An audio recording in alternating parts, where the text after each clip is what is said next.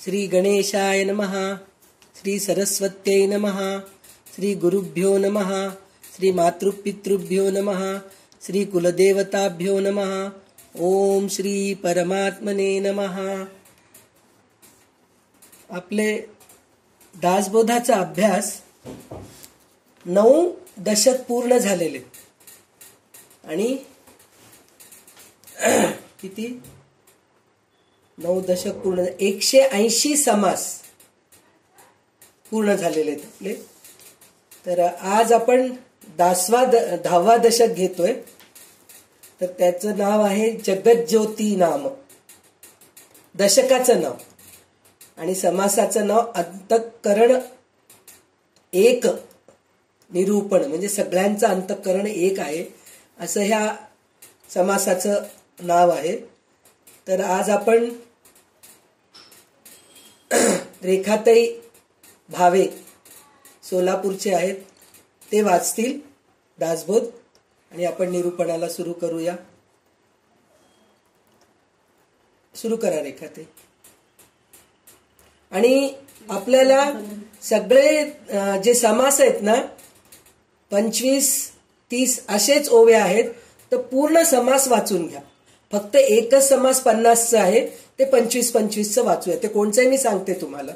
आता तर पहिला समास तर 25 पण नाही आहेत, काहीतरी 22-23च आहेत. तर पूर्ण वाचून घ्या. श्री गणेशाय नमः. श्रीराम समर्थ. गणेश शारदा चैव सद्गुरु सज्जनस्तथा आराध्य दैवतं गुह्यं सर्वं मे रघुनन्दनः. गणेश शारदा सद्गुरु संत सज्जन कुळेश्वरू सर्वही माझा रघुवीरू सद्गुरु रूपे श्रीराम. माझे आराध्य दैवत परम गुह्य गुह्यातीत गुह्यपणाची मात नचले जेठ श्रीराम.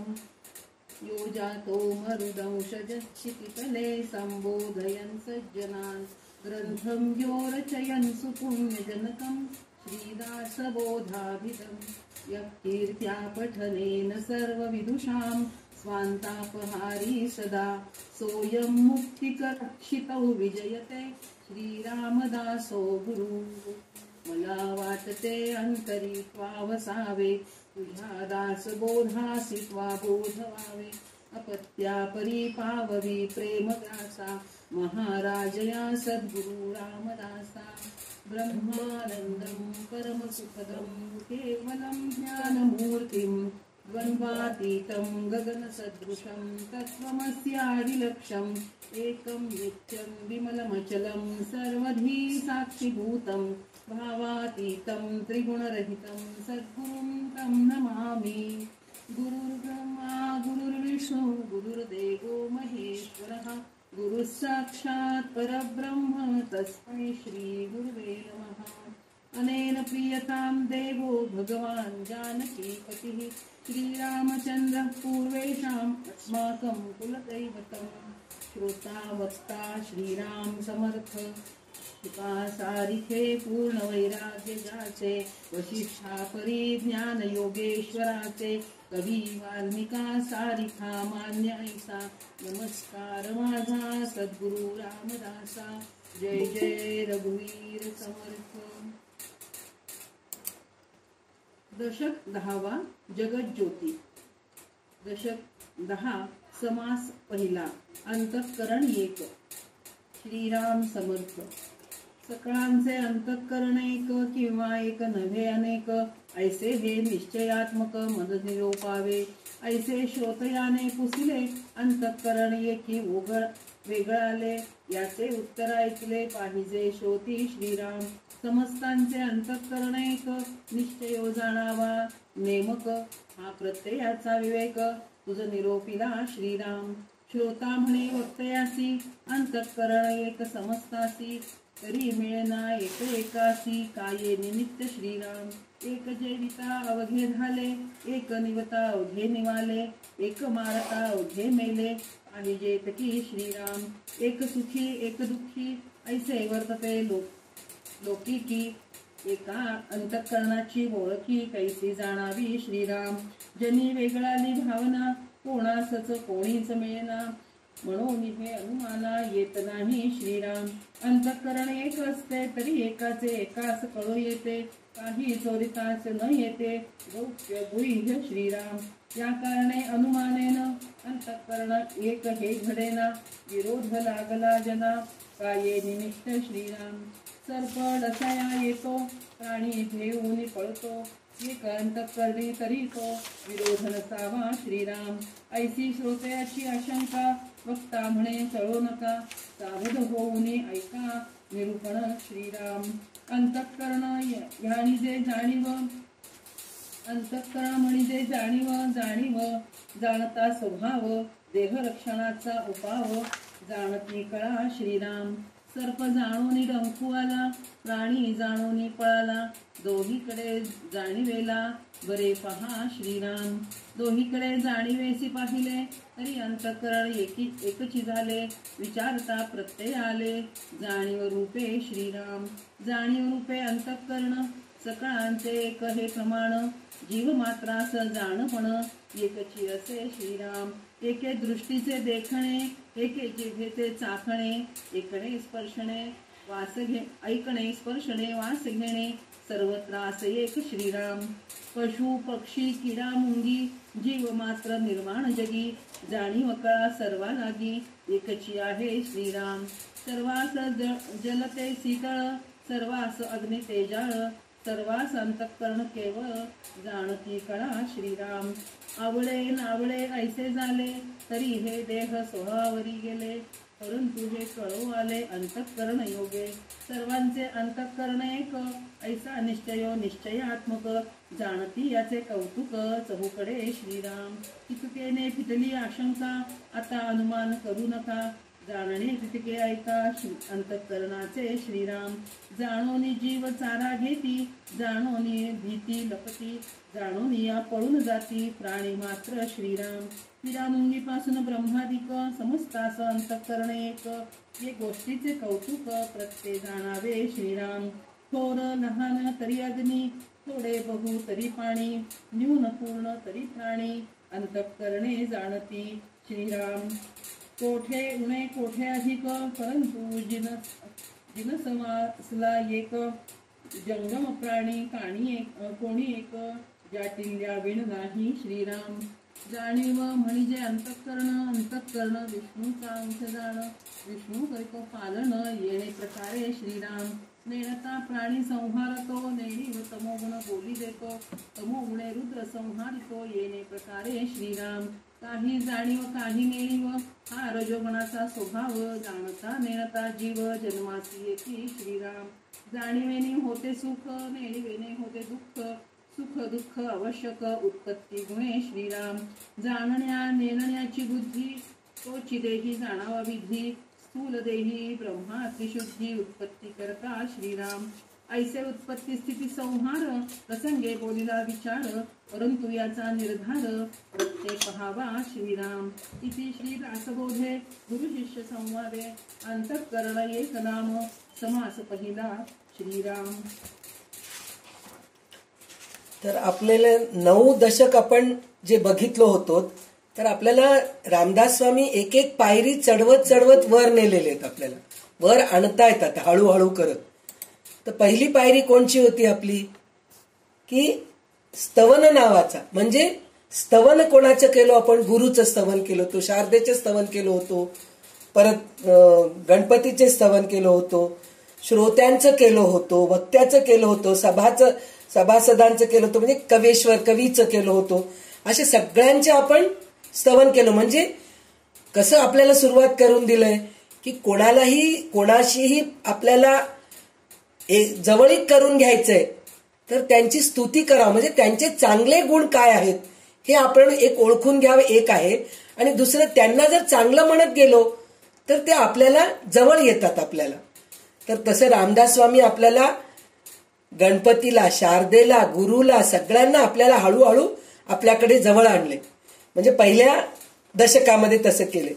नंतर लगेच दुसऱ्या दशकामध्ये तुम्ही किती मूर्ख आहेत, म्हणजे आपण किती मूर्ख आहोत हे दाखवलं त्यांनी, मूर्खपणाची लक्षणं म्हणून दाखवले. मग नंतर त्याच्यानंतर मूर्ख आहेत हे सांगितलं तर आपल्याला राग येतं, कळतं सुद्धा, पण शेवटी सगुण परीक्षा म्हणून सांगितलंय, म्हणजे तुमची परीक्षा तुम्ही घ्या म्हणून हे ते दाखवलंय त्यांनी. मग हे कळाल्यानंतर ते काय म्हणले, नवविधा भक्ती म्हणजे भक्ती कशी करावी म्हणून ते शिकवलं आपल्याला. त्याच्यानंतर मंत्रांचा म्हणून सांगितलंय. तर मंत्रांचा म्हणून म्हणलं तर काय, आपण कसं अभ्यास करत करत पुढे जातो. तर त्याच्यामध्ये त्यांनी काय केलंय, बद्धपणाची लक्षणं, मुमुक्षूचे लक्षणं, साधकाचे लक्षणं, सिद्धाचे लक्षणं हे आपल्याला दाखवलंय. म्हणजे आपण हळूहळू बद्धापासून सिद्ध कसे होतो हे मंत्रदशक मधून आपल्याला हे केलं. नंतर काय केलं त्यांनी, देव शोधन म्हणजे देव शोधतोच सगळ्या ठिकाणी, पण कुठं शेवट आपल्याला मिळतो, भगवंत आपल्यामध्येच आपल्याला मिळतो. तर त्याच्यासाठी म्हणून भगवंत रामदास स्वामी आपल्याला देवशोधन दशक 6 हे आपल्याला त्यांनी सांगितलं. मग नंतर त्यांनी काय केलं, दशक 7 त्याच्यामध्ये त्यांनी 14 ब्रह्मांचा म्हणजे चतुर्दश ब्रह्म कसे आहेत हे सगळं दाखवलंय. त्याच्यामध्ये द्वैतकल्प निरसन म्हणजे द्वैत भाव आपण सोडायला पाहिजे, म्हणजे तुझ्यामध्ये माझ्यामध्ये, हे आपण भगवंतापर्यंत जाऊन अद्वैत होणं पुष्कळ पुढे ह्या जन्मात होतं की नाही की ते सुद्धा आपल्याला माहित नाही. पण द्वैत म्हणजे काय आहे, म्हणजे तू आणि मी भेद, तू आणि मी भेद म्हणून म्हणलं तर काय याच्यात काय मोठं हे आहे असं वाटतं आपल्याला. पण तू आणि मी भेद नाहीये इथं, तुझे आणि माझे इथं भेद आहे. म्हणजे मी म्हणजे शाणी, तू म्हणजे वेडी, इथून सुरू होतं, इथून द्वैत सुरू होतं. तर हे आपल्याला त्यांनी ह्या ह्याच्यामध्ये दाखवले, 14 ब्रह्मांच्या मध्ये दशक 7 मध्ये दाखवले. त्याच्यानंतर हे कळालं आपल्याला भेद करू नये. हे कळाल्यानंतर काय केलं त्यांनी, ज्ञान दशक दाखवले. म्हणजे ज्ञान काय आहे आपल्याला हे कळून घेतलं. म्हणजे ज्ञान ज्ञान ज्ञान आपण म्हणतो, काय ज्ञान आहे तर म्हणतात, अहो ज्ञान म्हणजे काय, हो आपण शाळेत गेलो शिकलो ते ज्ञानच आहे ना. शाळेमध्ये शिकल्यानंतर आम्ही कॉलेजमध्ये गेलो ते पण ज्ञानच आहे. मग कॉलेजमध्ये गेल्यानंतर डिग्रीला जातो ते पण एक ज्ञानच आहे. मग डिग्री झाल्यानंतर त्याच्यामध्ये जे हे करतो आपण, मग मास्टर होतो ना, MA करतो, ते कशामध्ये तरी MA होतो आपण, डॉक्टरी करतो, वकिली करतो, अशा सगळ्या गोष्टी आपण करत असतो. हे सगळं ज्ञानच आहे. पण रामदास स्वामी म्हणतात हे सगळं ज्ञान आहे, पण ते विज्ञान आहे, भौतिक ज्ञान आहे. हे सगळं भौतिक ज्ञान आहे. पण प्रत्यक्ष खरं ज्ञान काय आहे, परब्रह्म म्हणजे काय, हे खरं ज्ञान आहे. हे आपल्याला ज्ञानदशक मध्ये त्यांनी दाखवले. नंतर त्यांनी गुणनिरूपण दाखवले. गुणनिरूपण म्हणजे काय आपल्याला, तर त्याच्यामध्ये आपल्याला हे सगळं पुन्हा आपल्याला द्वैताच्या पलीकडे घेऊन गेलेत, अद्वैताच्याच इथं घेऊन गेलेत त्यांनी. तर त्याच्यामध्ये जाणपण म्हणजे तुम्ही शुद्धीमध्ये राहून ज्ञान घ्या. ज्ञान घेतो आपण, देवाचं स्तोत्र म्हणतो, सगळ्या देवांचे स्तुती करतो, सगळं करतो. आणि आता आपण दासबोध पण वाचतोय, ज्ञानेश्वरी वाचतोय, सगळं वाचतोय. पण नुसतं वाचतोय आणि सोडून देतो असं नाही, जाणपणाने त्याचा तुम्ही अभ्यास करा आणि त्याचं तुम्ही ज्ञान घ्या. हे आपल्याला ह्याच्यामध्ये. आणि देहांत निरूपण म्हणजे देहांताच्या वेळेस कसं राहायला पाहिजे, देहांताच्या वेळ केव्हा येतो आपल्याला माहित नाही, तर तेव्हापर्यंत आपण कसं वागत आलं तर मग शेवट देहांताच्या वेळेस आपल्याला काय केलं तर काय जन्म येतो हे आपल्याला सगळं ह्या 9व्या दशकामध्ये सांगितले. आणि हे सगळं झाल्यानंतर आता जगज्योती नाम म्हणून आपल्याला दशक घेतलेले. तर हे जगज्योती नाम म्हणजे काय आहे, म्हणजे हे पण एक परब्रह्मच आहे. म्हणजे जगज्योती, आपण आपल्यामध्ये सुद्धा एक ज्योती आहे आत्मा, आणि ती ज्योती गेल्यानंतर आपला मृत्यू होऊन जातो, देह शरीर पडतो. तर ह्या जगताच्या ज्योती कोण आहे, आपण आपल्या ज्योतीच्या बद्दल आपण म्हणतोय की माणसाची ज्योती किंवा पशु पक्षींची ज्योती त्या शरीरातून निघून गेलं. ज्योती म्हणलं तर अग्नी, जे आपल्या अंगात जे गरमपणा असतं अग्नी, हे निघून गेलं की पूर्ण माणसाला डिक्लेअर करून टाकतात की गेला माणूस, प्राणी गेला, पक्षी गेला असं म्हणून म्हणतात. पण हे जगत ज्योती म्हणजे काय, तर हे जगताचा सृष्टीचा ज्योती कोण आहे. जर हे ज्योती जर गेलं तर प्रळय म्हणजे अंत, जे सृष्टी झाली, मग नंतर स्थिती होते, मग नंतर लय होतं. तर हे जगज्योती जर निघून गेलं तर पूर्ण लय होणार आहे. तर हे जगज्योती काय आहे हे आपल्याला आता ह्या दशकामध्ये आपल्याला कळणार आहे. तर काही लोक रामदास स्वामी जगज्योती म्हणतात, काही लोक त्याला ब्रह्म म्हणतात, काही लोक त्याला हिरण्यगर्भ म्हणतात. असे प्रत्येक जण आपापल्या अनुभवानुसार त्या शक्तीला नाव दिलेले. ब्रह्म म्हणले, परब्रह्म म्हणलेले, जगज्योती म्हणलेले, हिरण्यगर्भ म्हणलेले, हे सगळं तसं तसं नाव दिलेलं. आणि आता ह्याच्यामध्ये ह्या दशकामध्ये आपल्याला काय हे करणार आहेत रामदास स्वामी, तर 3 सिद्धांत समजावून सांगणार आहेत. कोणते सिद्धांत म्हणून म्हणलं तर जगामध्ये जिकडे तिकडे एक प्रचंड शक्ती आहे, ते ज्ञानसंपन्न जाणीवेने कार्य करते. म्हणजे ही शक्ती जी आहे ते आपल्याला दिसत नाहीये, पण ते कार्य करत आहे, हे मात्र खरं आहे. तर त्याच्याबद्दल सांगणार आहेत. त्याचंच नाव जगज्योती आहे. दुसरं गोष्ट काय आहे, दुसरं सिद्धांत काय आहे, पिंड आणि ब्रह्मांड या दोन्हींना प्रळय आहे म्हणून सांगितलं त्यांनी. दोन्हींना प्रळय आहे म्हणून म्हणलं तर दोन्ही सुद्धा नाशवंतच आहेत. पिंड पण नाशवंत आहे, ब्रह्मांड पण नाशवंत आहे.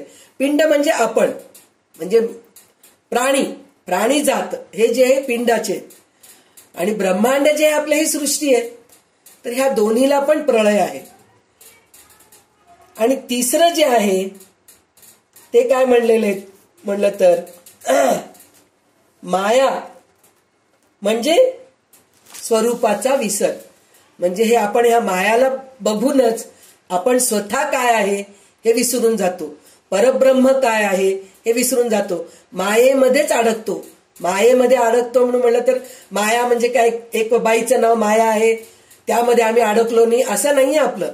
माया म्हणून म्हणलं तर ममता, मी, माझे नातेवाईक, माझं घर, माझं दार, माझे बंगला, माझे दागिने, माझे साड्या, ह्याच्यामध्ये आपण अडकतो. म्हणजे माया म्हणजे काय आहे, स्वरूपाचा विसर. हे करणं पाप आहे म्हणले ते रामदास स्वामी म्हणले. असं करणं जे आहे ना पाप आहे. आणि स्वरूपाला ओळखणं, ब्रह्माला ओळखणं हे जे आहे पुण्य आहे. हे आपल्याला समजून सांगणार आहेत. आणि त्याच्यानंतर त्यांनी काय म्हणलेले, काय सांगणार आहेत आपल्याला, तर 4 महत्वाच्या गोष्टी सांगितलेल्या आहेत. कोणते 4 महत्वाच्या गोष्टी, तर पहिली गोष्ट जी आहे, जे आपण म्हणतो की नाही मनोमय कोश म्हणून जे म्हणलो आपण, अन्नमय कोश गेलं, प्राणमय कोश गेलं, मनोमय कोश पासून ते विज्ञानमय कोश, आनंदमय कोश किंवा ज्ञानमय कोश, हे 3 कोश आता राहिलेत आपले 5 कोशामध्ये. अन्नमय कोश, प्राणमय कोश, मनोमय कोश, विज्ञानमय कोश, ज्ञानमय कोश किंवा आनंदमय कोश, हे आपले 5 कोश आहेत आपले. तर सगळ्यात पहिले अन्नमय कोश आपलं पडतं, म्हणजे देह. अन्न खाल्ल्यानेच हे देह वाढतंय ना. अन्न जर नाही खाल्लो देह क्षीण होत जातं, मग मृत्यू होतं, देह पडून जातं. म्हणून ह्या शरीरालाच आपण अन्नमय कोश म्हणतो. दुसरं जे आहे प्राणमय कोश आहे. प्राणमय कोश म्हणजे काय आहे, जोपर्यंत आपल्यामध्ये प्राण गेले म्हणतो आपण, मृत्यू देह पडलं की आपण म्हणतो प्राण गेले, या माणसाचा प्राण गेलाय असं आपण म्हणून म्हणतो. पण नाही, प्राणमय कोश अजून एक 2-4 तास राहतात. त्याचा आपल्याला हे कसं येतं, प्रत्यक्ष अनुभव कसं येतं, माणूस गेल्यानंतर, जीव गेल्यानंतर त्याचे डोळे दान देहदान देतो म्हणून म्हणतो की नाही आपण. तर 2-4 तासात ते क्रिया करता येतं. कशासाठी करता येतं, ते प्राणमय कोश असतं आपल्या शरीरामध्ये, अजून प्राणमय कोश असतं. म्हणून त्याचं अजून एक चांगलं सुंदर उदाहरण म्हणून म्हणलं तर पंखा आहे ना, आपण फॅन ऑन करतो, बटन ऑन करतो, पंखा चालू आहे, स्पीडमध्ये चालतंय, 1 number, 2 number, 3 number, 4 number, 5 number, याच्यावर आपले पंखा चालत असतं. पंखा आपण बंद करून टाकतो, बंद केल्यानंतर सुद्धा थोडा वेळ ते पंखा चालतं की नाही, म्हणजे फॅन चालू असतं, करंट नाहीये त्याच्यामध्ये, पण फॅन चालू असतं. फॅन जेव्हा थांबून गेलं तेव्हा प्राण पूर्ण गेल्याचं, म्हणजे प्राणमय कोश गेल्यासारखं. म्हणजे आपले प्राण सुद्धा तसंच असतं. म्हणजे माणूस जरी देह पडला तरी प्राण थोड्या वेळासाठी असतं. तर ते थोड्या वेळासाठी असेपर्यंतच हे सगळे क्रिया करतात. म्हणजे देहदान जे असतं की नाही ते ह्या वेळापर्यंत ते करून टाकतात. बरं, हे प्राणमय कोश पण निघून गेलं, पण हे मनोमय कोश जे असतं की नाही ते जात नाही. ते दुसरं शरीर मिळेपर्यंत भटकत राहतं. आता त्या मनोमय कोशाला जसं आपण कर्म करतो ते संचित होतं आणि त्याप्रमाणे त्याला तसं देह मिळतं. काही जीवाला मनुष्याचं शरीर मिळतं, काही शरीराला प्राण्यांचं शरीर मिळतं, काही शरीराला पक्ष्यांचं मिळतं, काही शरीराला किड्या मुंग्यांचं मिळतं, काही शरीराला मिळतच नाही, झाडावरच भटकत राहतात. म्हणतात ना त्या झाडावर पिशाचं अडकलंय हो म्हणून म्हणतात. ते कसं असतं, ते वायुरूप, आपण हे सगळं बघितलेलं आहे, वायुरूप असतं. वायुरूपामध्ये हे मनोमय कोश असतं. ते आपल्याला दिसत नाही. म्हणतात ते अनुभवतो आपण, जसं वारा अनुभवतो की नाही आपण, की थंडी वाजतीये, गरम झळा येत आहेत, हो काय उन्हाळा आहे हो, बाहेर गेलो गरम झळा यायला लागलेत, म्हणजे गरम वारं लागतं आपल्याला, थंड वारं लागतं. आणि झाड हलू लागलं की आपल्याला काय वाटतं, अरे वारं खूप आहे हो, काय पानं हलू लागले, झाड कसं पूर्ण हलायला लागलं पाहो, असं आपण म्हणतो. म्हणजे जसं हे वारं दिसत नाही त्याचप्रमाणे मनोमय कोश आपल्याला दिसत नाही. ते मनोमय कोश फिरत राहतं. तर त्याच्यामध्ये पहिली गोष्ट म्हणजे 4 गोष्टी जे सांगणार आहेत की नाही रामदास स्वामी, तर पहिली गोष्ट काय सांगतायत की मोठमोठ्या संतांनी देह ठेवल्यानंतर देखील त्यांचे सामर्थ्य प्रत्यक्ष अनुभवाला येते. सत्पुरुष अत्यंत निर्वासन असतात. जिवंत असतानाच ते ब्रह्मस्वरूपाला पोचलेले असल्यामुळे देह पडला तरी त्यांच्यामध्ये यत्किंचितही फरक होत नाही. त्याचा अनुभव आपल्याला कसा आहे, यत्किंचितही फरक होत नाही. हे कसे काय आपण अनुभव घेतो, म्हणजे देह पडल्यानंतर सुद्धा तो माणूस आहे का हो, ते संत आहेत का हो, असं आपल्याला डाऊट येतं. पण नाही, त्याचा अनुभव असा आहे. आज आपले इतके संत जे आहेत आपल्या महाराष्ट्रामध्ये म्हणा, पूर्ण भारतामध्ये समजा तुम्ही, तर एक संतांचे मठ तिथं गेल्यानंतर आपल्याला प्रत्यक्ष अनुभव येतो की नाही. आपण शेगावला गेलो, गजानन महाराज आहेत हे आपल्याला अनुभव येतो. मंत्रालयाला गेलो, राघवेंद्र स्वामी आहे आपल्याला अनुभव येतं. सज्जनगडाला गेलो, रामदास स्वामी आहे ह्या गोष्टीचं. म्हणजे यत्किंचितही फरक होत नाही, ह्याचा अर्थ हे आहे. म्हणजे ते गेले तरी त्यांचं मनोमय कोश इतकं चांगलं आहे, म्हणजे ते भटकतायत म्हणून म्हणत नाहीये मी, त्यांना दुसरं शरीर मिळालं असं मी म्हणून म्हणत नाही. त्याचा अर्थ असा आहे की त्यांचं मन इतकं चांगलं होतं की त्यांच्या त्या मनोमय कोशाने आपल्याला आजही स्फूर्ती मिळत राहते, ज्ञान मिळत राहतं. तिथं गेल्यानंतर आपल्याला त्या गोष्टीचा आनंद मिळत राहतं. तर हे आपल्याला पहिली गोष्ट आहे. दुसरी गोष्ट काय सांगतायत ते, भजन सगळेच करतात, पण निष्काम वृत्तीने भजन करणं. म्हणजे भगवंताचं नाव घेताना आपण कोणचंही, आपण विष्णू सहस्रनाम म्हणायचं, तर विष्णू सहस्रनाम म्हणलं तर हे कार्य होतं बरं म्हणून कोणी सांगितलं की मग आपण कितीदा वाचायचं हो विष्णू सहस्रनाम, कसं वाचलं तर ते काम होतं, कसं वाचलं तर ते कार्य होतं, हे सगळं विचारून घेतो. मग त्याप्रमाणे अहो 21 वेळा वाचलं तर हे काम होतं, 2दा वाचलं तर हे काम होतं, 10दा वाचलं तर हे काम होतं. मग त्याप्रमाणे आपल्याला जे काम व्हायचंय त्याप्रमाणे आपण भगवंताचं भजन करतो. तर त्याप्रमाणे भजन करू नका. निष्काम वृत्तीने भजन केलं तर ते वेगळंच असतं, हे आपल्याला समजून सांगणार आहे. तिसरी गोष्ट अशी आहे, आत्मज्ञान ज्याचे झाले त्यांचा गमक कोणते, परमेश्वर ओळखला, मी खरा कोण कळले, ब्रह्मांड कोणी केले, कशाचे बनवले हे समजले, मुख्य कर्ता कोण हे कळाले, पापांची खंडना झाली व जन्मयातना चुकली की आत्मज्ञान झाले हे खात्रीने समजावे. म्हणजे हे आपल्याला कळणार आहे. म्हणजे कोण निर्माण केलं हे सगळं आपल्याला कळून घ्यायचंय आता. म्हणजे जगत जीव ज्योतीमध्ये आपल्याला कोण काय शक्ती आहे हे आपल्याला कळणार आहे. आणि चौथी गोष्ट असं आहे, नीटपणे हे ह्याच्या अगोदर सुद्धा सांगितलेले, पण हे प्रत्येक वेळेस आपल्याला का सांगतात, कारण आपण तितके बद्ध आहोत. इतकंदा सांगून सुद्धा आपल्या डोक्यात प्रकाश पडत नाही. म्हणून रामदास स्वामी प्रत्येक वेळेस काय सांगतात, नीटपणे शोधून सद्गुरू करावा. कोणालाही सद्गुरू म्हणू नका. गुरु वेगळे, सद्गुरू वेगळे. गुरु म्हणजे काय, चोरी शिकवणारा सुद्धा गुरुच आहे, नाच शिकवणारे सुद्धा गुरुच आहेत, गाणं शिकवणारे सुद्धा गुरुच आहेत, शाळेत शिक्षण देणारे सुद्धा गुरुजीच आहेत. पण सद्गुरू जे आहेत, आपल्या स्वरूपापर्यंत घेऊन जाणारे आहेत, त्यांना ओळखा, मग तुम्ही सद्गुरू करा. आणि त्यांच्या संगतीमध्ये राहा. श्रवण मनन निधिध्यास करावा आणि रोकड आत्मसाक्षात करून घ्यावा.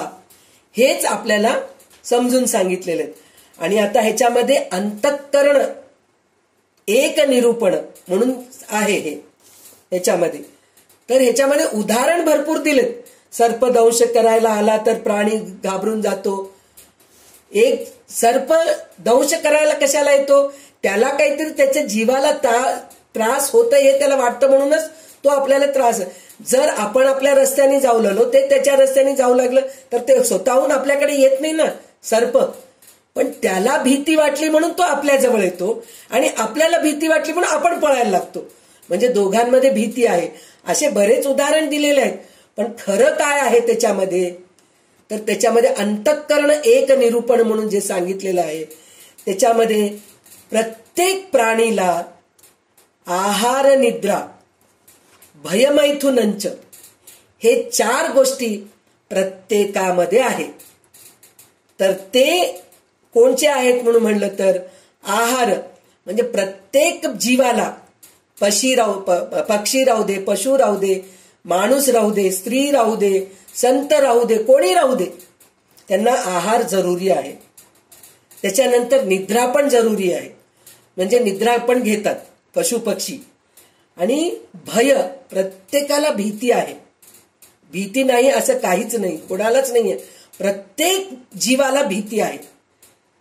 आणि शेवटी काय, मैथुन म्हणजे प्रजा उत्पत्ती. हे प्रजा उत्पत्ती ह्या सगळ्या जीवांमध्ये आहे. हे 4 गोष्टी सगळ्यांमध्ये आहे. म्हणून सगळ्यांचं अंतःकरण एकच आहे, असं आपल्याला ह्या अंतःकरण एक निरूपण मध्ये सांगितलेलं आहे. पण तसं आहे म्हणून एक जण खाल्ला तर सगळ्यांचे पोट भरतं का, नाही भरत. एक जण पाणी पिला म्हणून सगळ्यांचं तहान भागतं का, नाही भागत. एक जण मेला म्हणून सगळेजणी मरतात का, नाही मरत. तरी सुद्धा अंतःकरण मात्र एकच आहे. ते ह्याच्यामुळेच आहे, अंतःकरण एक आहे म्हणून म्हणलं तर,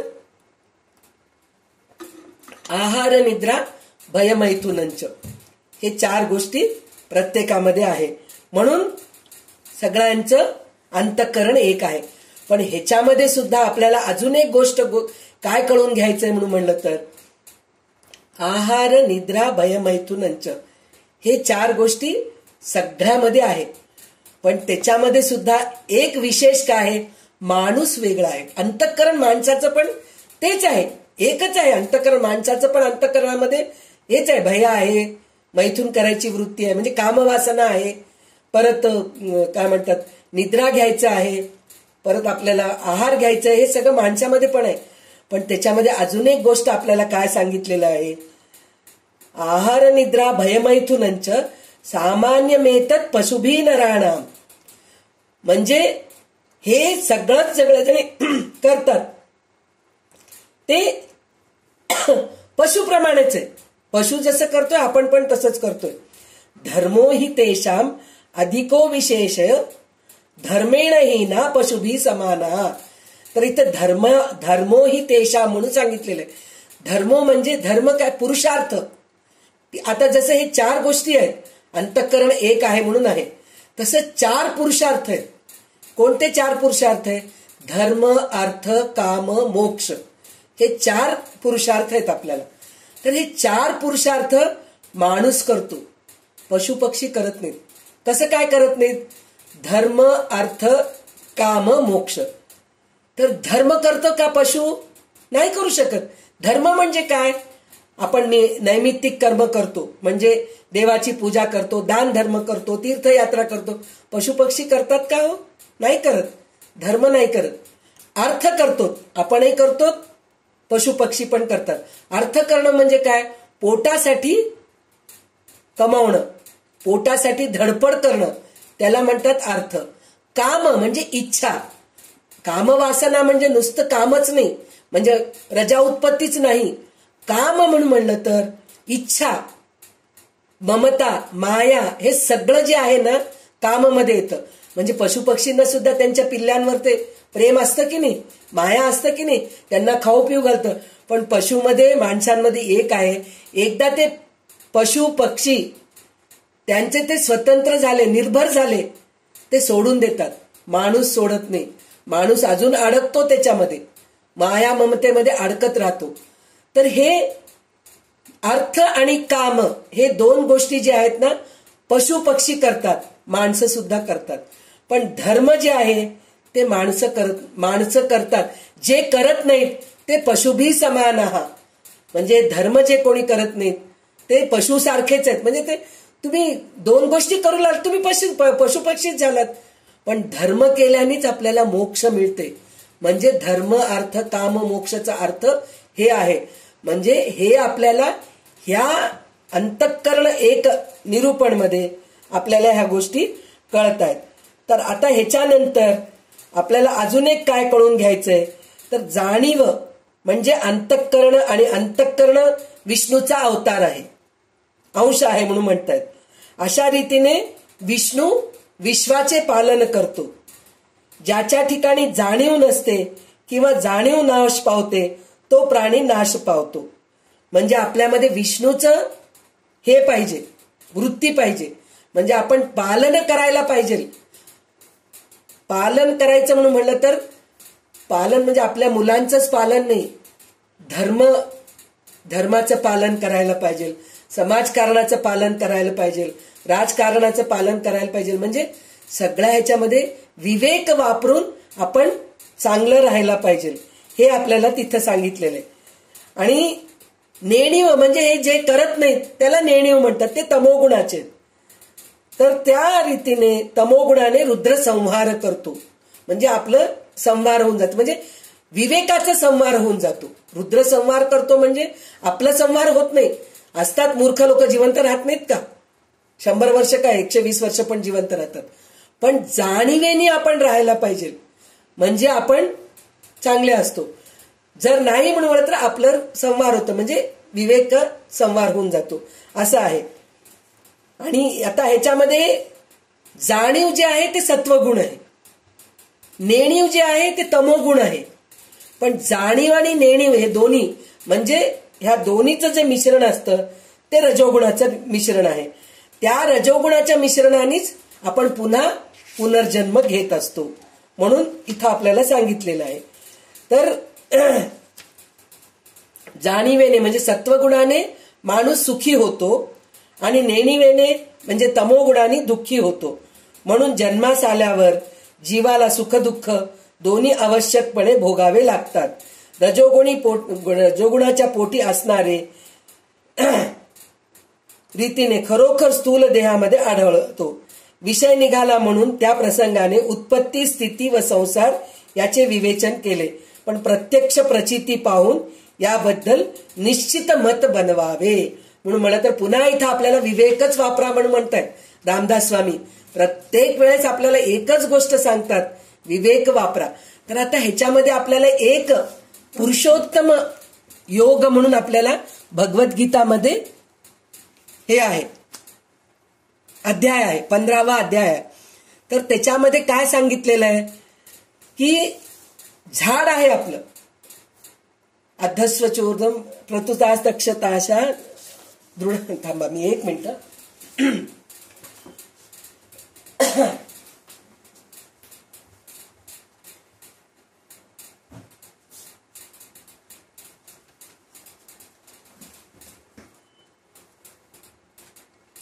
तर आपल्याला दुसऱ्या ह्याच्यातच त्यांनी काय सांगितले, तिसऱ्या ह्याच्यात तिसऱ्या श्लोकामध्ये काय सांगितलंय, पहिल्या 2 श्लोकामध्ये काय सांगितलंय की अश्वत्थ जे झाड आहे त्याला खाली बीज असतं आणि मुळा येतात आणि झाड वर येतं.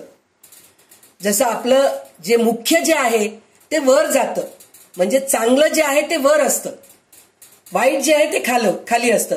म्हणजे अधोगतीला जाणारे खाली जातात आणि ऊर्ध्वगतीला जाणारे वर जातात. तसंच आपल्या शरीरामध्ये सुद्धा आपले पाय आहेत, आपण पायावरच उभा राहतो, ते मूळ आहे म्हणून म्हणतो आपण. पण बिना पायाचे पण आपण राहू शकतो की नाही. पाय तुटलं म्हणजे काही लोकांना तर जन्मलाच पाय नसतात, काही लोकांना पोलिओ येऊन चालता येत नाही म्हणून पाय निघून गेलेले असतात. आता तर काही लोकांचं शुगर खूप वाढलंय म्हणून बोट कापतात, पाय कापतात, पंजा कापतात, अशा गोष्टी होतात. पण जिवंत राहतो की नाही आपण. पाय नाहीये म्हणून जिवंत राहत नाही असं नाहीये.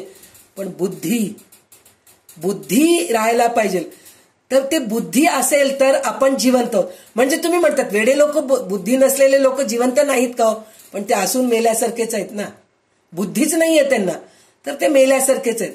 तर त्याच्यासाठी म्हणून आपण त्याच्यामध्ये त्यांनी सांगितलेलं आहे, हे एक गोष्ट सांगितलेलं आहे पहिल्या श्लोकामध्ये. दुसऱ्या श्लोकामध्ये त्यांनी काय सांगितलेलं आहे की हे जे आपण मनुष्य लोकामध्ये आहोत, तर हे आपण झाडाचं मूळ काय आहे शोधत नाहीत. आपण सगळं पानं, फुलं, फळं ह्याच्यामध्येच अडकतो. म्हणजे काय, हे विषय आहेत, इंद्रिय भोग आहेत. पान, फूल, फळं ह्या इंद्रिय भोगामध्ये आपण अडकून राहतो. पण ह्या इंद्रिय भोगांना काय करायचंय, तर ज्ञान आणि वैराग्य ह्या दोन्हीनी आपण त्या ह्याला छेदून टाकायचं. म्हणजे झाडाला कापून टाका म्हणून म्हणत नाहीये, ते म्हणतायत की त्या फळाशा आपण जे करतो त्याला दृढेन चित्वा म्हणून सांगितलंय. असंग शस्त्रेण दृढेन चित्वा. असंग शस्त्रेण दृढेन चित्वा म्हणून म्हणलं तर काय, असंग नावाच्या शस्त्रांनी, असंग म्हणजे मोह माया मध्ये न अडकता त्या शस्त्रांनी आपण दृढ चित्वा करायचं, म्हणजे तोडून टाकायचं. दृढ म्हणून कशाला सांगितलंय, तर ते जे शस्त्र आहे, आयुध आहे, ते आयुध आपण म्हणतो ना, काय हो ते काय किती कापायला जातो चाकू घेऊन, ते कट्टच होत नाही, मोंडा आहे खूप म्हणून असं म्हणून म्हणतो आपण. तर त्याला धार लावायचं असतं ना, ते धार कशाने लावायचं, ज्ञान आणि वैराग्य या नावाच्या आहे. आणि ज्ञान आणि वैराग्य नावाचं सहाण, त्या सहाणेवर ते आपण जर त्या शस्त्राला जर धार लावलो तर हे असंग जे आहे ते संग तुटून जातं आणि दृढ तुटतं. म्हणजे शार्प होतं, एकदम शार्प होऊन ते तुटून जातं, म्हणजे दृढेन चित्वा. म्हणून इथं ज्ञान आणि वैराग्य आपण वापरायला पाहिजे, हे प्रत्येक वेळेस रामदास स्वामी आपल्याला सांगत असतात. आता ह्याच्यामध्ये आपल्याला आता दुसरं जे समास आहे, देह आशंका निरूपण म्हणून आहे. तर आता हे देह आशंका निरूपण पण पूर्ण वाचून घ्या तुम्ही, आपण मग त्याचं निरूपण. आणि मी पुन्हा प्रत्येक वेळेस तुम्हाला एकच गोष्ट सांगतेय, प्रत्येक ओवी घेऊन मी अर्थ सांगायचं हे करत नाहीये. त्याचं पूर्ण समासाचं अर्थ काय आहे, सार काय आहे, त्याच्याकडे आपण जास्त लक्ष देऊया. आपण प्रत्येक ओवीचं जर घेत बसलो तर हे आयुष्य आपल्याला पुरणार नाही, इतकं आपल्याला हे करायचंय. तर त्याच्यासाठी मी सार सांगायचा प्रयत्न करते आहे. तर वाचून घ्या आता तुम्ही पुढचं. दशक 10वा समास दुसरा, देह आशंका. श्रीराम समर्थ. स्वामीने विचार दाखविला, येथे विष्णूचा अभाव दिसून आला. ब्रह्मा विष्णू महेशाला उरी नाही श्रीराम. उत्पत्ती स्थिती संहार ब्रह्मा विष्णू महेश्वर याचा महता विचार. प्रत्ययो नाही श्रीराम. ब्रह्मा उत्पत्ती करता चौमुखांचा, येथे प्रत्ययो नाही त्याचा. पालन करता विष्णू चौभुजांचा, तोही ऐकोन जाणो श्रीराम. महेश संहार करतो, हाही प्रत्ययो कैसा येतो. लिंग महिमा पुराणी तो, विपरीत बोलिला श्रीराम. मूळ मायेचे कोणी केले, हे तो पाहिजे कळले. तीही देवांचे रूप झाले, ऐलीकडे श्रीराम. मूळ माया लोकजननी, पेपासून गुणक्षोभिणी. गुणक्षोभिणी पासून त्रिगुणी, जन्मदेवा श्रीराम. ऐसे बोलती शास्त्रकारक आणि प्रवृत्तीचे ही लोक प्रत्येक पुसता कित्येक अकांत करती श्रीराम म्हणून त्यास पुसावेना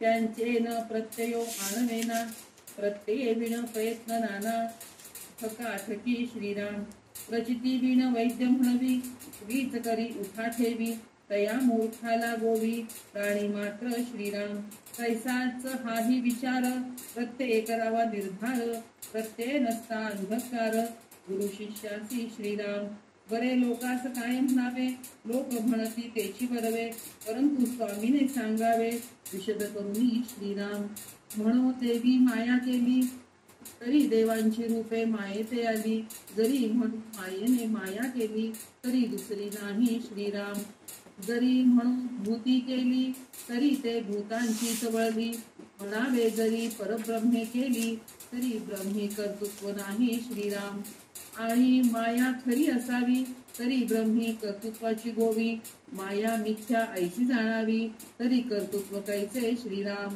आता हे अवघेची उगवे आणि मनास प्रत्यय ठावे ऐसे केले पाहिजे देवे कृपारूपाने श्रीराम वेद मातृका विण नाही मातृका देहा विण नाही देह निर्माण होत नाही देहा वेगळा श्रीराम तया देहामध्ये नरदेहो त्या नरदेहात ब्राह्मण देहो तया ब्राह्मण देहास पाहो अधिकार वेदी श्रीराम असो वेद कोठून झाले देह कास याचे केले देव कैसे प्रगटले कोण्या प्रकारे श्रीराम ऐसा बळवला अनुमान केले पाहिजे समाधान वक्ता म्हणे सावधान होई आता श्रीराम प्रत्यय पाहता साकडी अवघी होती विघडा विघडी अनुमानिता घडीने घडी काळ जातो श्रीराम लोकरहाटी शास्त्र निर्णय येथे बहुधा निश्चये म्हणून या एक प्रत्यये येणार नाही श्रीराम आता शास्त्रांची भीड धरावी तरी सुटेना हे